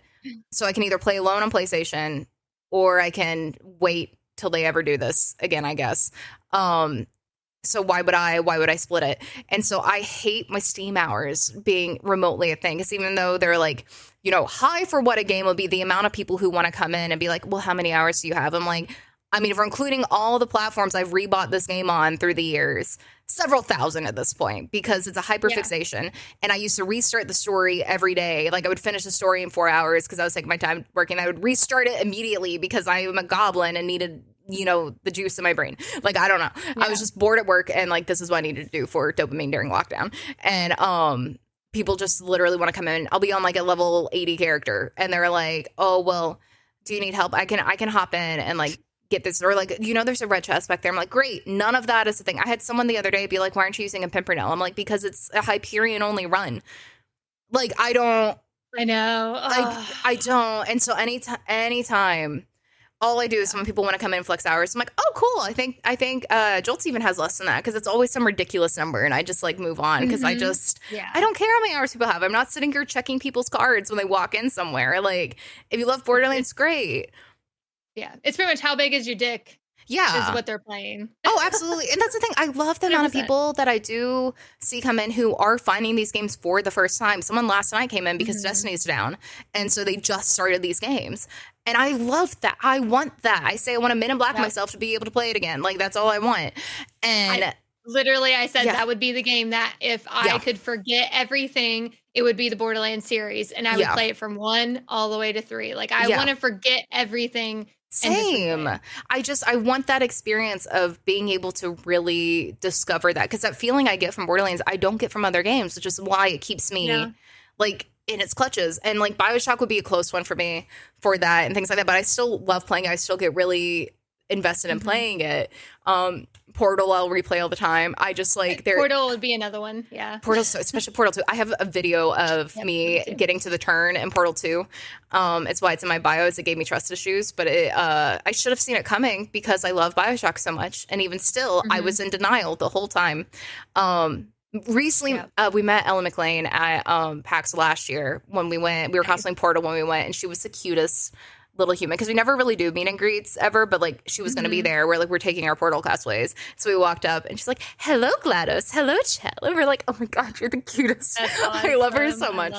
Portal's so good. But yeah, I just people getting to experience the obsession that this game causes, I think, is such a unique thing. And I love when people come in and don't have a lot of hours. And I think that should be more of the measuring thing of being able to fuck around and have fun in it. And it's why I do dumb things like, we're going to build them on The Sims today because you guys voted on it. And let's just talk about these characters, because I constantly want more media that isn't going to exist. Like, I wish I could just turn on a Borderlands TV show that's been on the air forever and just have it on the background while I do stuff. Like, I want that kind of atmosphere. And so it's fun to find the people who really are figuring out what they love about these games, because it can evolve. I find new things I love. I used to hate farming in video games. Borderlands changed that, and I still only like it in very specific ways, but I love it in Borderlands. The part system would have been something that I would have shot myself for years ago, and now I'm like, yes, I need to find the right grip. Let's go. Read-only farming never could have done on PlayStation.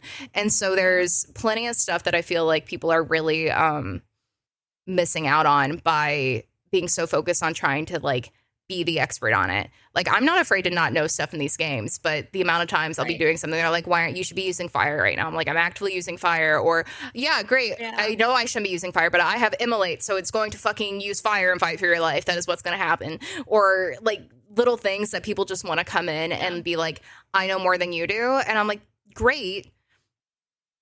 Love that. I would love to forget more about these games and learn more. And like, I love that I'm still figuring shit out this many years in. But also I could do it blindfolded. People always ask me like I think I was running my like Cataclysm Amara, and I like specific weapons. I like the flipper. I like the beacon. And people always ask me, why aren't you using plasma coil instead? Why aren't you using the free radical instead of the beacon? I'm like, because the free radicals shock only. Yeah. The beacon comes in 2 different elements. The flipper comes in 2 different elements, not just. I love the Queen's Call. Yeah. People are always like, why? Yeah. And I have a command about the Unkempt Herald for that and the Sandhawk, because people are like, why aren't you using these two? I'm like, because I like a fast fucking fire rate, and I'm using Thoughtlock and it fucks everything up. I don't know what you want. Like, I like how this feels to shoot. It is fun. It makes brain go burr. Yeah. And sometimes it's just fun to not use the most OP gear. That's why I do like, I don't really, challenge. I'm not really bothered by all the drop rates in 3 because so many of them, like, any gun can be good, but like, I don't need to go find the best gun ever for anything. I can keep trying new shit and feel like I'm not like at a point when I hit later OP levels in 2 where you're just fucked if you're trying to be stubborn. And that makes me sad a little bit. That was me in Borderlands 2. Like, I didn't enjoy Borderlands 2 in game because I wanted to use particular weapons and I couldn't because you had to use certain weapons. I'm still stuck on an OP run with Maya because I don't want to fucking use a grog. It's a mission weapon. Yep, exactly. I don't want to go do it. It's not designed for me to be doing this. So, and people are like, you're supposed to play with multiple people. I'm like, people solo this all the time. This isn't the fucking problem. It's the fact that I used to replay the story every week on stream to be like, let's do whatever. And then when that file got to OP6 and it just is now hitting that point where if you're not really efficient in your healing and using this thing, it's not just like a mindless thing anymore. You need the meta. And I get really resentful of the fact that it's like forcing that because someone like Maya, you should have that flexibility. And that's where I think TPS and 3 really excel of giving you some interesting skill tree development, but 2 is overinflated at a point where when you're fucking 80 skill points in, you basically can get all of your skills. And even if you can't, like, I'm missing Scorn, I'm missing whatever, but like having Ruin and Thoughtlock alone, my God, like that's what you're doing for so much to melt and move on. And so when you have people like Sal, it's like you're not forced to really find different ways to play this game, which is what's really funny to me because I make dumb decisions in my runs. I'm very much like, I'm going to make a challenge that seems counterintuitive and dumb because it's not interesting to me to just like, everyone's doing a one life, everyone's doing it's just great. Love that people are doing that and love that. I want to find new ways to make myself play this game if I'm going to keep playing this game. And people still come in and cannot process. Like, have you seen my Bloodwing shit at all? I feel like I saw a clip of I have a lot of Bloodwing. Bloodwing. I'm always doing something with I Bloodwing. don't think so. I'm always stuck with Bloodwing. The long and short of it is when I first played these games, and I do this with most games, I did not stay on level like I should because that jump is unforgiving and Bloodwing was torture up until I hit UVHM when suddenly everything is on level. And I was like, oh, so I think UVHM is the easiest mode and TVHM is the hardest mode. And I have lost weeks and weeks and weeks of my life to this bird because there's so many glitches that can happen, and it's not like any of the other things where you do have a cheese spot, you do whatever, because nothing is consistent in that arena and so much is broken. And I know this because I've spent weeks of my life under a level trying to beat this. And so to make a point, because I said she was the hardest boss, make a point, I was like, cool, we're making a challenge, and it was on PlayStation where I couldn't give. And it started with, we're going to take a Vault Hunter and we're going to go as early as possible to Wildlife with the shittiest gear possible, normal mode. And then we're going to see how long it takes to beat her. Because most people I introduce to these games who aren't like seasoned, like a certain open world gamer, they're not looking at levels. They're not doing that because games aren't designed like that anymore. They're not like, this mission is level 17. This is your bar at the end of the screen. And all these things warning you. You get one line from Claptrap as you're going on. And if it says it's tough, you're going, cool, I can handle tough. That's not the same thing. That's not what it's saying. And also some missions that say impossible aren't actually impossible. It's just a random number. It's like you have to go talk to someone and it's just a little over leveled. And that's it. So there's no concept to the type of weapons you're supposed to use when you're first playing. They don't explain the slag mechanic really. There's just so little that is actually like given to us in our first playthrough if you know nothing about these games. And so I'm like, we're gonna play like we've never played these before, and we're gonna go through every single Vault Hunter. The ones I haven't played, we're gonna go in order, and then we're gonna like look at these stats to show you that this is what happens when people come in and aren't whatever.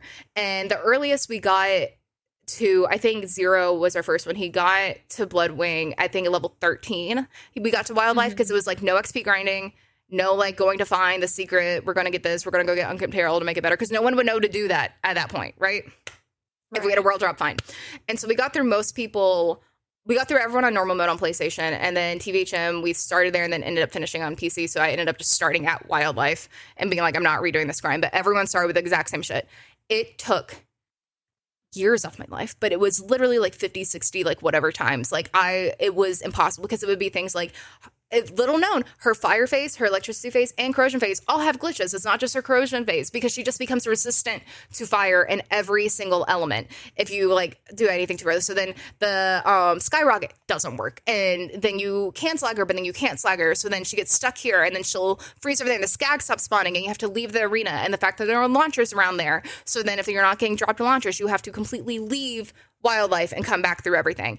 And so I found every single bug that could probably exist with Bloodwing to do this. And people still come in and go, well, why aren't you using the grog? I'm like, because it's a normal mode playthrough. Why the fuck would someone have the grog? And the whole point is this. It's supposed to be difficult. And then people will be, well, I'm going to do the challenge. And then they go, oh, well, I beat her in 1 try or 2 tries, but I got up to level 19. I'm like, that's on level. That's the point. They're like, well, I got to wildlife and there are skulls over everything. So I went back, because why would I do that? I'm like, because you're not supposed to. That's the fucking point. That's the fucking point. Of the challenge. Like, and so I know it like goes against what people want, but I think people are so afraid of being bad at a game. And I get no one should have to put themselves. I'm not saying people need to play and torture themselves. Do not play like me. It is a bad way to play. It is exhausting, and I don't recommend it. But when we've played thousands of hours of this game, it goes back to the fact that I now like laugh at the fact that I still have trauma from this bird, because learning to play this game and not looking up the meta builds and doing whatever, it was unforgiving. And there's been no other boss in Borderlands that has done that to me in any of the games at any level, like no matter what. And people still who only play this on level will come in and be like, oh yeah, all you need is like a Pimpernel, and then you need to be doing this. I'm like, okay, then you go do this right now. Like, I don't know what to tell you. I don't know what to tell you. Yeah. Make it hard or don't. But you can't complain that 3 is too easy, and then complain when people make the game hard, and then complain when you need a meta, and then complain that there's not a meta. Like, there's just no winning. There's no winning. Yeah. I get to a point with people that come in and they say that shit. I'm like, cool, thanks. And then I just ignore them the rest of the stream. No, I hate to do that, because like that's the point of like streaming, is like interacting with your chat and creating content. But some people just want to troll, and it's like not worth. If they're not an interesting troll, I don't want to deal with it. Like I literally, I tell people they're welcome to say shit. They come in. Some people politely just genuinely are excited to help and want to like say stuff. And I'm like, you can tell the difference. You can tell the fucking difference. And like, so one time during the Bloodwing challenge, I was like, yeah, absolutely. When someone's like, can I offer maybe advice? And I was like, yeah, go for it. And I forget what it was, but I was like, yeah, this is the gun I've been using, but the issue is this is a TVHM, blah, blah, blah. So this level is going to be under level because we haven't got to that point in the game in this mode yet. Like, went on with that, whatever. That was it. It was a pretty chill day. We ended up beating her that day, whatever. And someone who hadn't said anything all stream like came in and was like, I'm unfollowing because you say you're welcome to advice and backseating, and you can't handle, getting feedback or whatever, or not even getting feedback. It was just some shitty way of like being like, I couldn't backseat you. And I went back in the log, and all they had said at one point was use fire, and one of my mods had responded, she is like that's a fire weapon, and that was it. Yeah.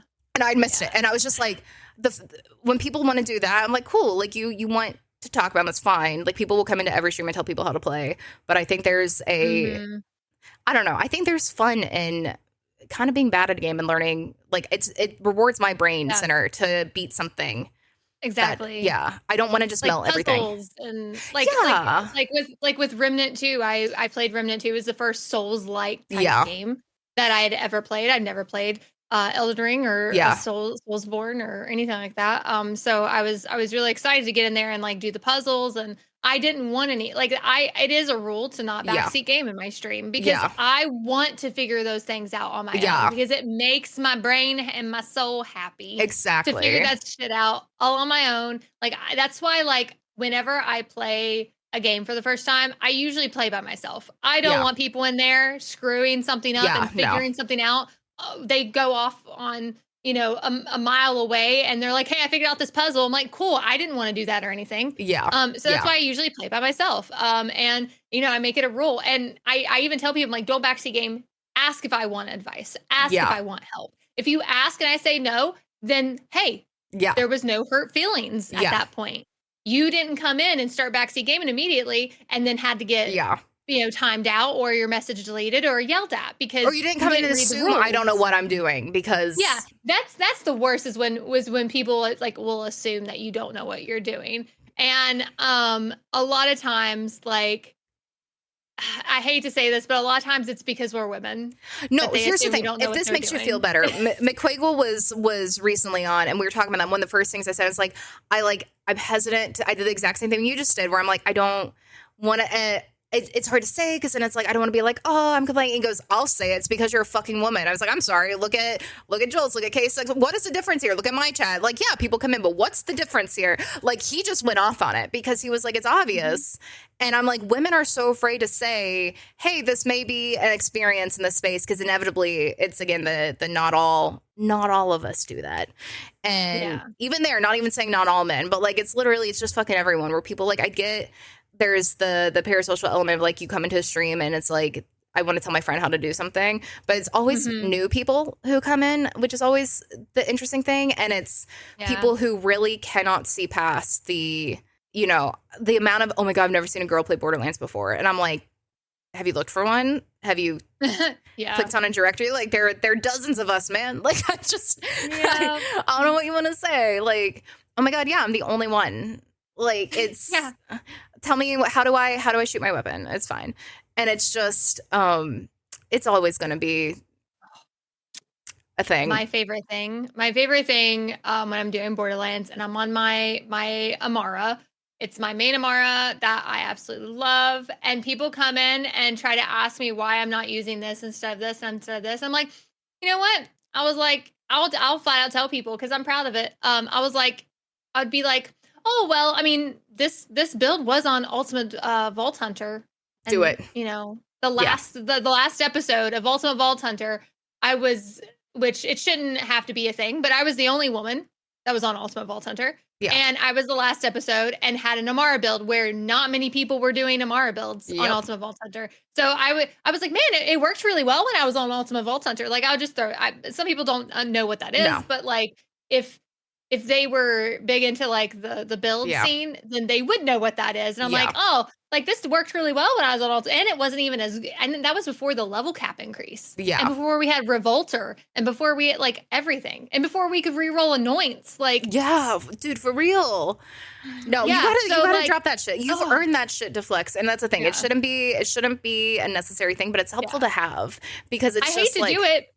Because, like, I don't want to seem like a bitch, but I'm just like, listen, like, it worked really well on Ultimate Vault Hunter. I just had to say it because I'm like, oh, stop it. I would say do it. No, do it. Because I have to drop the, like, I'm a professional actor or writer card a lot when people want to come argue shit. I'm just like, okay. Like, I'm not saying be all in all opinion. I'm saying that maybe I know anything about what it's like making a movie or that word you're talking about or something that you're completely, like, whatever, you know? And so I hate always like doing that, but I find it's the cosplay one for me where people come in and try to be like whatever, and I have to be like, no, I literally cosplay Borderlands. Do you think I've never played Borderlands? Like, and I'll do it super friendly. It's always like, oh yeah, no, it's okay. Like, no, I'm actually like really obsessed with the games. Like, I don't know if you've noticed everything at all. This is my first playthrough. Yes, that you just asked me. This is my first time playing. This is why you see me cosplaying Jack in the corner right now. Did you know I cosplaying some Jack? A lot of people don't know that about me. Like, I'm just like, what's the line here to like fuck around and also just be like, I know nothing is ever going to be enough. I'm getting a Helios tattoo. Like, I'm getting a Helios and Elpis. Like, and I know people are still going to ask me that fucking question. And I'm just like, it's just what it is. Sometimes when people come in and they're like, is this like your first playthrough? And a lot of times I'll just do the nonchalant, like I'll be on my like gaming screen, right? And then I'll just go to full screen and then I'll just be like, I don't know. Do that a lot. I'm just like, oh yeah, I don't. My first time? I don't know. Is that like, look at all this stuff. Yeah, I'm literally just like moving around like, okay, that's cool. That's neat. It's a very snarky, like little like friendly snarky. You know, people like when I mean. My chat really. It's not even like mean, but my chat is always like, oh my God, spicy lion, and I'm just like sassy. Yeah, sassy. Yep. I worked at GameStop and I had to be sassy. I ran my own GameStop in a little town that was the absolute. I'd worked at so many different GameStops and I ran this GameStop. It was the most hated GameStop to work at in all of our district. I ran that shit and I was mean. Oh yeah, you have to be awful to people, and they loved it. Yeah, because they were also mean and awful. Yeah, like it was the whole like treat how you're treated, like how you're being treated. Like I had to do that, or else it would have ate me alive. And I was like, there was one time, this is my favorite thing. This is off subject, but we weren't ever on a subject. It's okay, right? Person came in.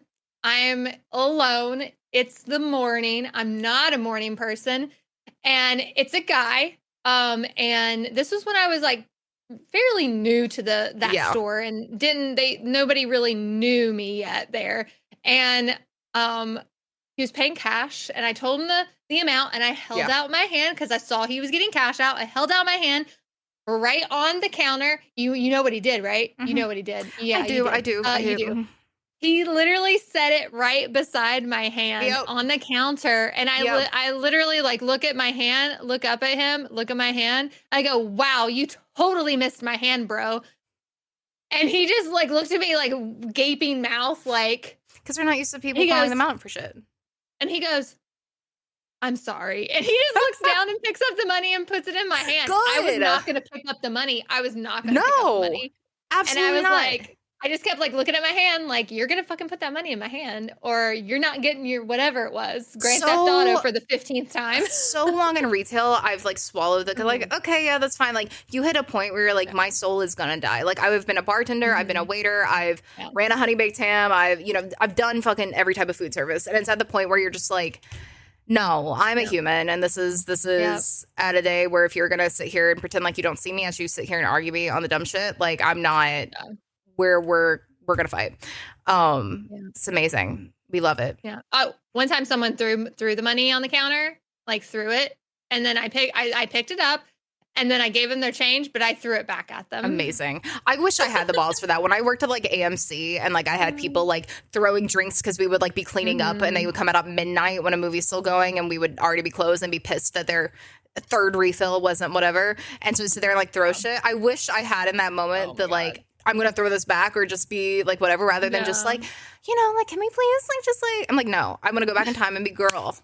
Put on your retail voice. Literally. We all have a retail voice. We do. My girlfriend makes fun of me all the time for the amount I snap into my retail voice, because like we'll be out or like waiters or like whatever. I just like hey, how's it going? She's like, fucking every time. I'm like, leave me alone. It just happens. It's reflexive. So it just happens.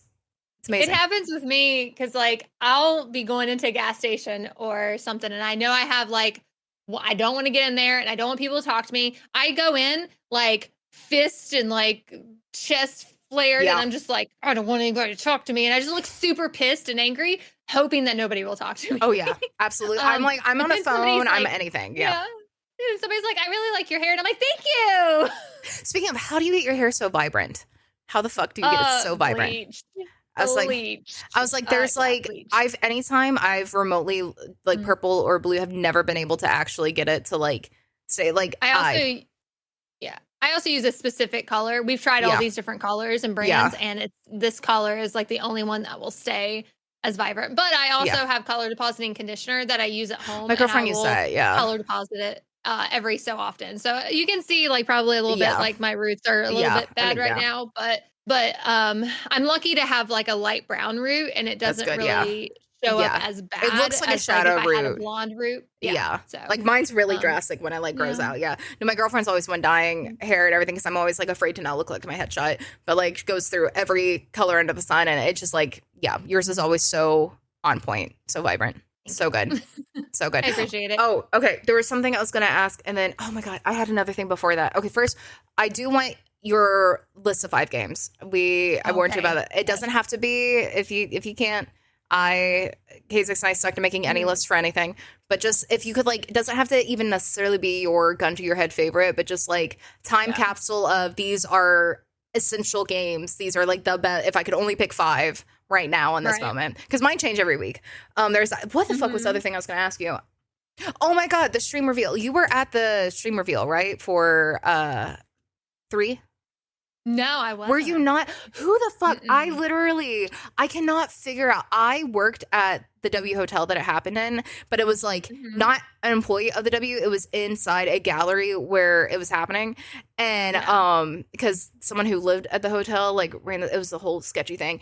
And I was just walking to work one day and I was like, why are they filming here today? Because sometimes like Real Housewives was filmed there and everything would be like, you know, blocked off or whatever. So I'm like, because I lived close at the time. So I was like walking to work. I come in with my smoothie. I open the door and I just see Borderlands everywhere. And I was like, and so I text my girlfriend, I'm like, so I think they're doing the game reveal here, and I am trying to figure it out. So I like did hardcore espionage. I like left with shit I shouldn't. I was like, oh my god, like what's in the bag? Like retail voice came immediately out. But there were two girls who walked in to the gallery at one point, and I noticed they had the badge on, and it was like one of the first people was like, hey, so what's this game? Like I was just playing dumb with everyone who walked in, and then I immediately like whatever, and my brain was like, was that Mystique help? Was that some? Because it felt like one of them looked enough like you that my brain now, knowing who you are, was like, who have I ran into here and was going up to that I now know or are friends with, going like, hey, oh my god, like, oh my god. I mean, it could have been Liz, it could have been Mav, it could have been Tweety, Tess. I guess. I have no idea. It could have been, I think Tweety maybe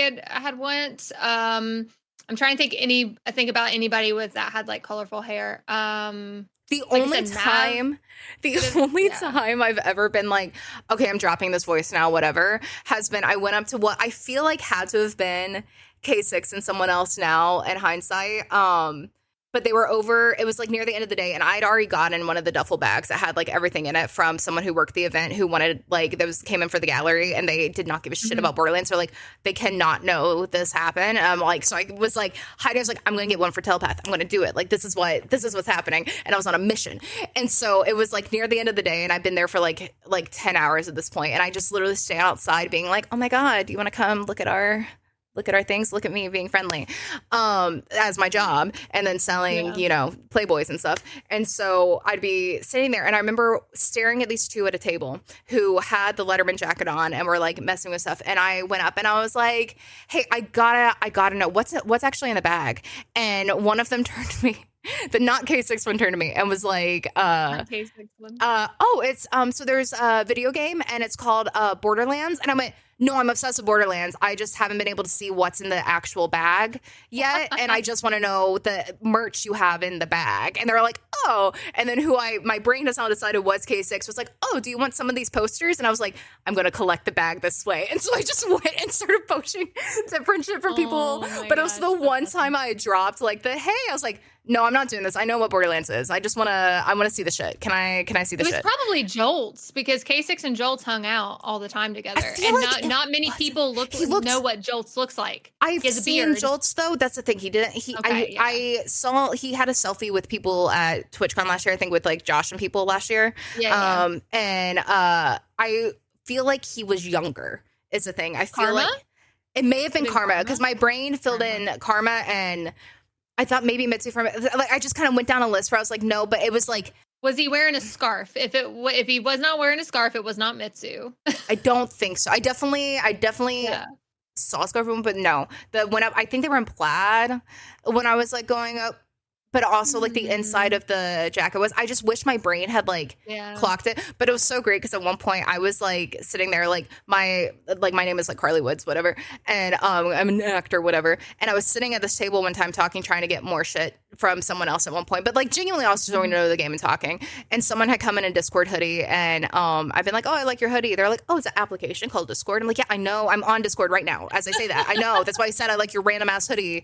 I know what it is. And just kind of like move on. But I'm talking to people, and this one bartender who had worked at the restaurant on the other side of the gallery had like come over for something. I was talking to one of the guys, and I said something in passing. Somehow my name came up, and I said something to Carly Woods. She went, "Oh my God, you're the Carly Woods!"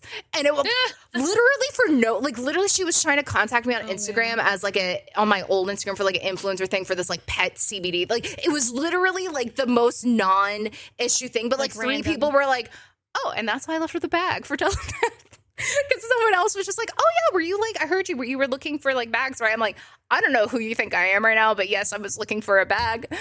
That is me, because this one girl was like, oh my God, I've been trying so hard to get in contact with you. And I was like, yeah, you were. That's fine. That's awesome. I'll take the bag. That was great. Okay. That's amazing. Anyway, 5 games if you have them. Okay. All right. So I'm going to try to do like my all-time. I would say number 1 would be Fable. Oh, okay. Fable got me into more of a hardcore gamer. It and a little bit of a story behind it. Like my parents were out of town.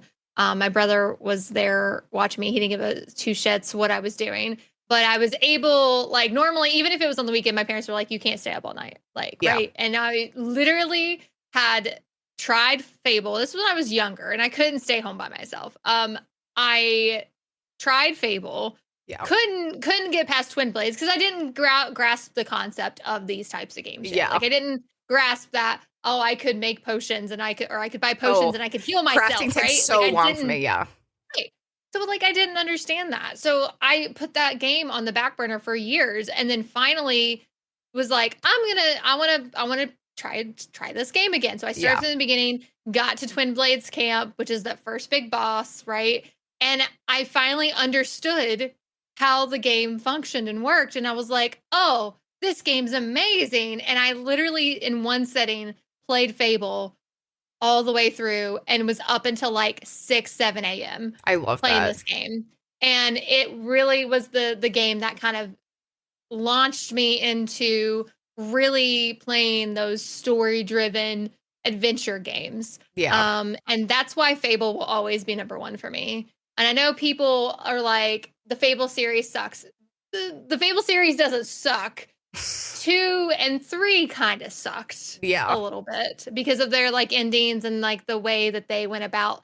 3 sucked because of like the whole like you had to make those decisions and like you had to choose money or saving people, and I hated the way that functioned. And 2 just got rid of the whole you have to be careful of not spending too much mana. So Fable was that like hard game that I beat when I was little and I was proud of it. So that's why it stays at my number 1. I would have to say Horizon Zero Dawn has to be my number 2 because it's the only game that made me literally cry for hours.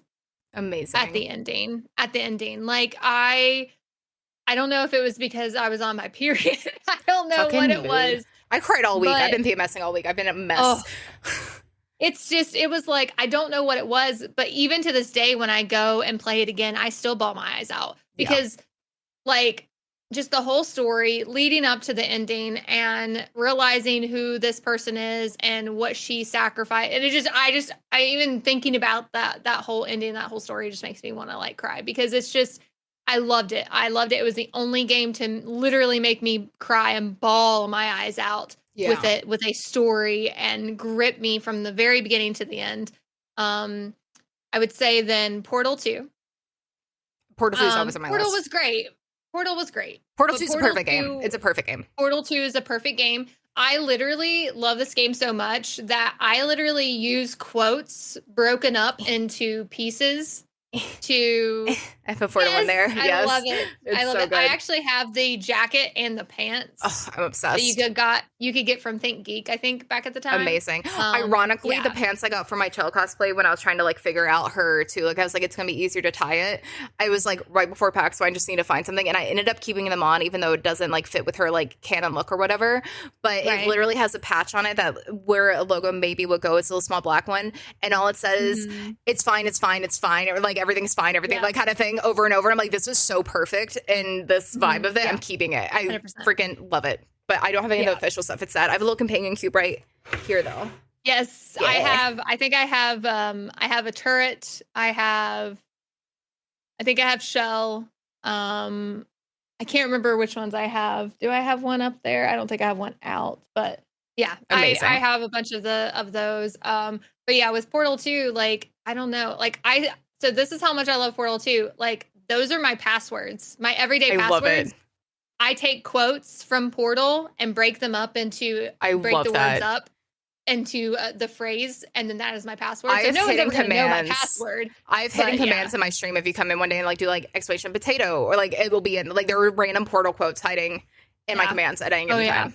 It's so good. Freaking love like everything about that. And I love the freaking lore. Cave Johnson. Cave Johnson is like the greatest CEO of ever. Literally. I love him. Freaking love the lore portal. Was he a CEO? He was the owner. Like he was, he was everything. He was a CEO. He was a CFO. He was just whatever. And I love the lore behind, like the whole who Gladys is. Yeah.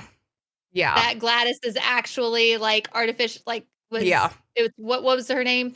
I keep going to Evelyn, but I'm just thinking fucking whatever. But that we can't think of it. It's his secretary. Yeah. And that Shell is actually Cave Johnson. My girlfriend's gonna listen to this and yell at me and be like, "What the fuck? How did you forget this?" And I'm like, "Because I need food today." I don't know. Wait, what?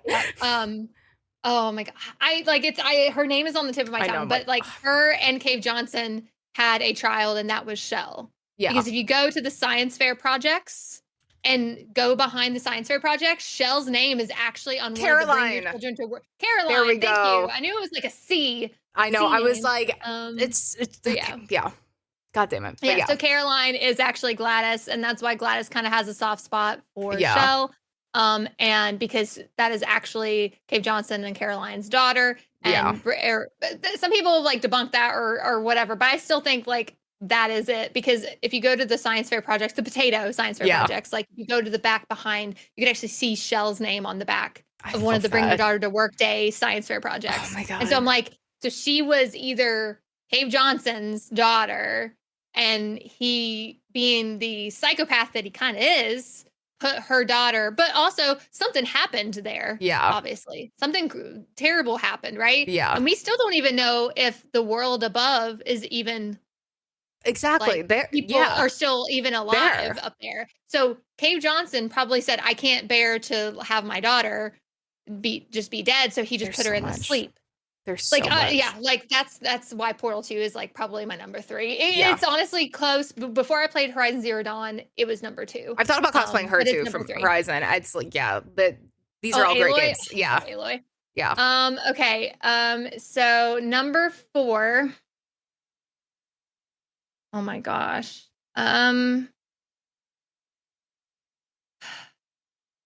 would have to probably put the whole entirety of Borderlands at number 4. Yeah. I can't. It's like your favorite. You can't pick your favorite child. Yeah. Like Borderlands of its entirety. Borderlands 3 being my favorite. Yeah.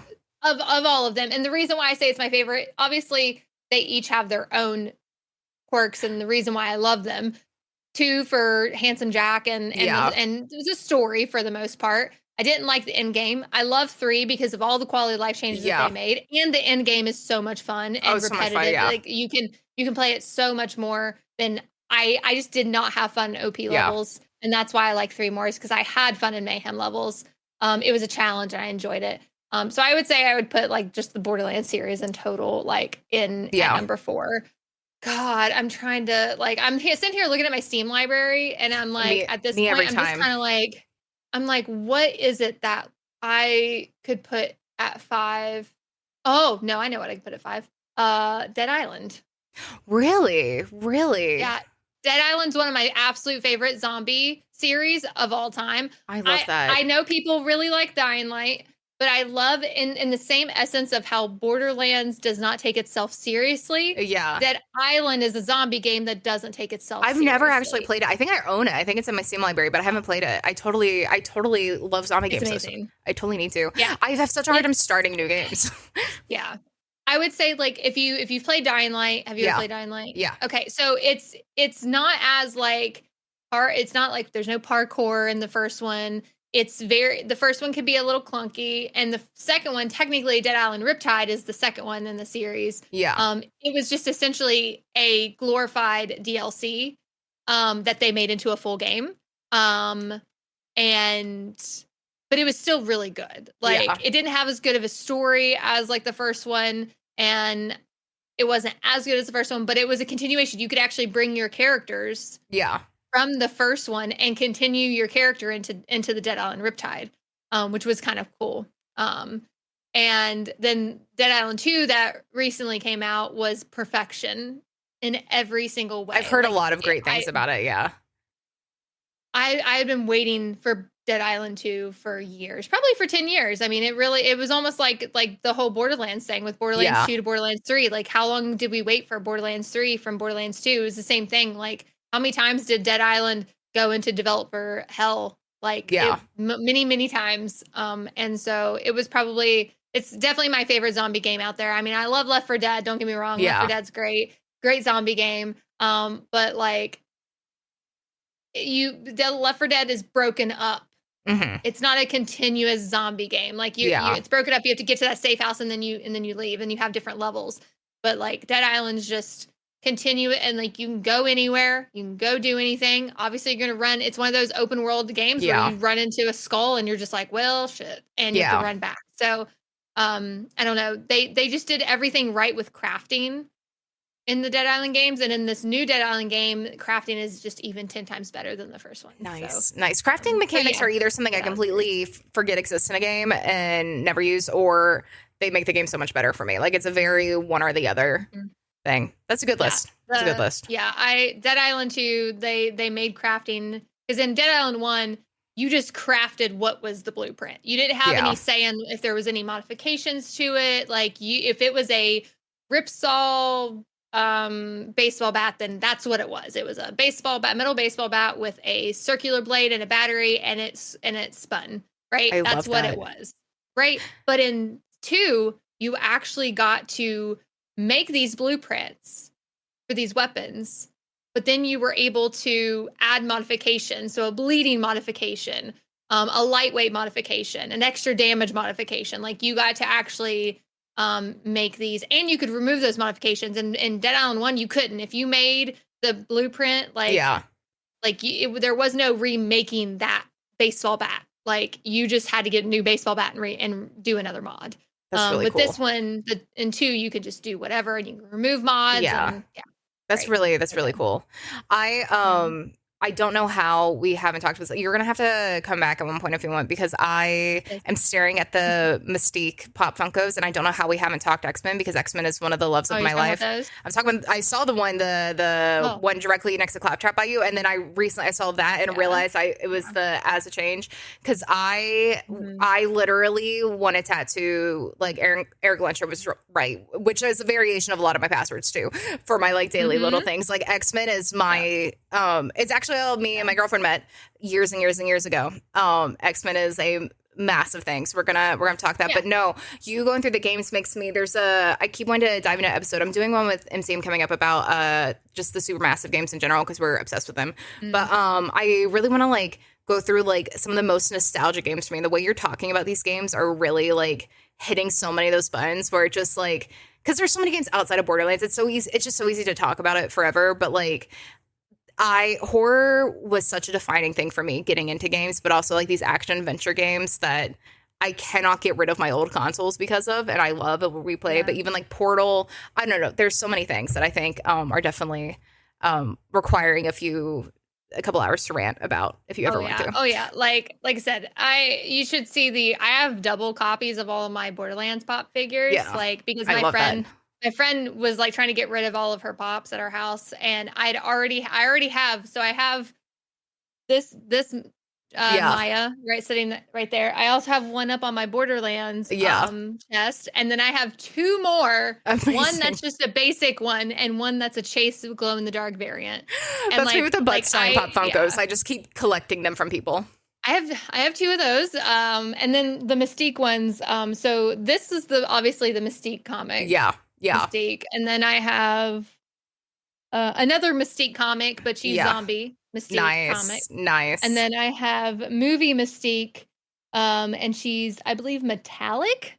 And then I have Mystique transforming into Logan. Yeah, I was trying to figure out who she was transforming into, because I realized I saw the like half, and I was like, oh my God, is that a Striker one? Is that, because I haven't seen that before. I'm like, that's amazing.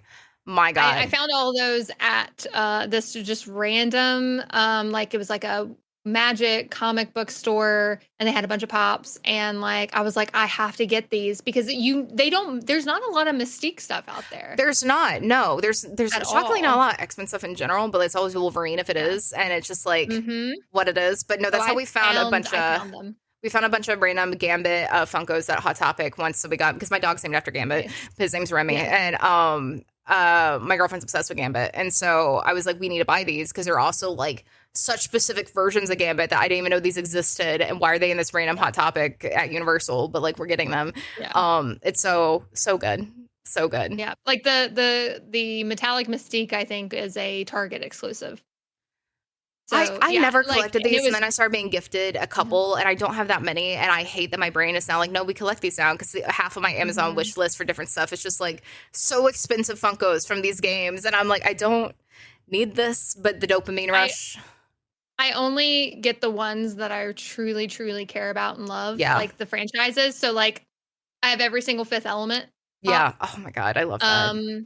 I have Plava de Laguna in the back. She's like worth over $100, I think. Amazing. Like, it's crazy. Like, I love her. And then I have my Portal Pops, and then I have all my Borderlands Pops. I have my Game of Thrones, my Dragons, my Destiny Pops, like, and my Adam Sandler Pops. I made Adam Sandler Pops. Oh, and I got all of them except for Chase Chubbs when he's doing like the shocker with his hand.